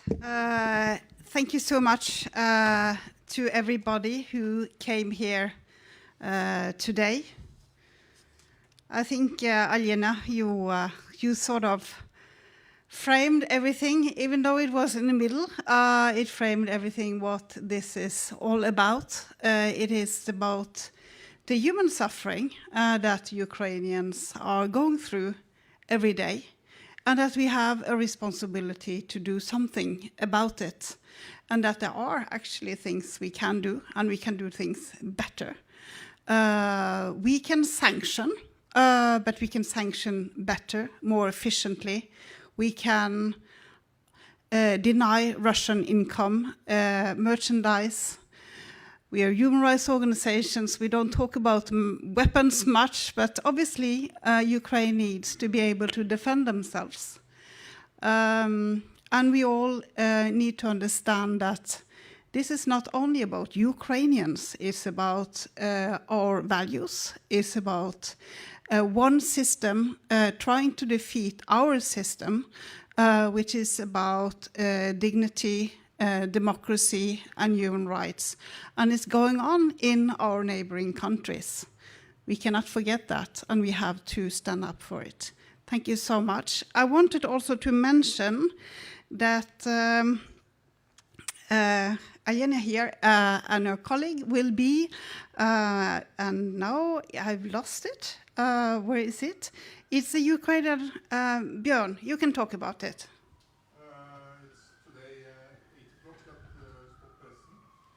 Stop pressen. Close to Tinghuset, yes. You will have a microphone, you can tell all about it, because this is tonight at 8 o'clock, right? Yeah, I think, yeah. I don't know so much more about it actually, but I know where it is. I haven't been part of the organization to organize it. So. Yeah. So, highly recommended if you need more of the same. Thanks much again, and I wish you well to get back home.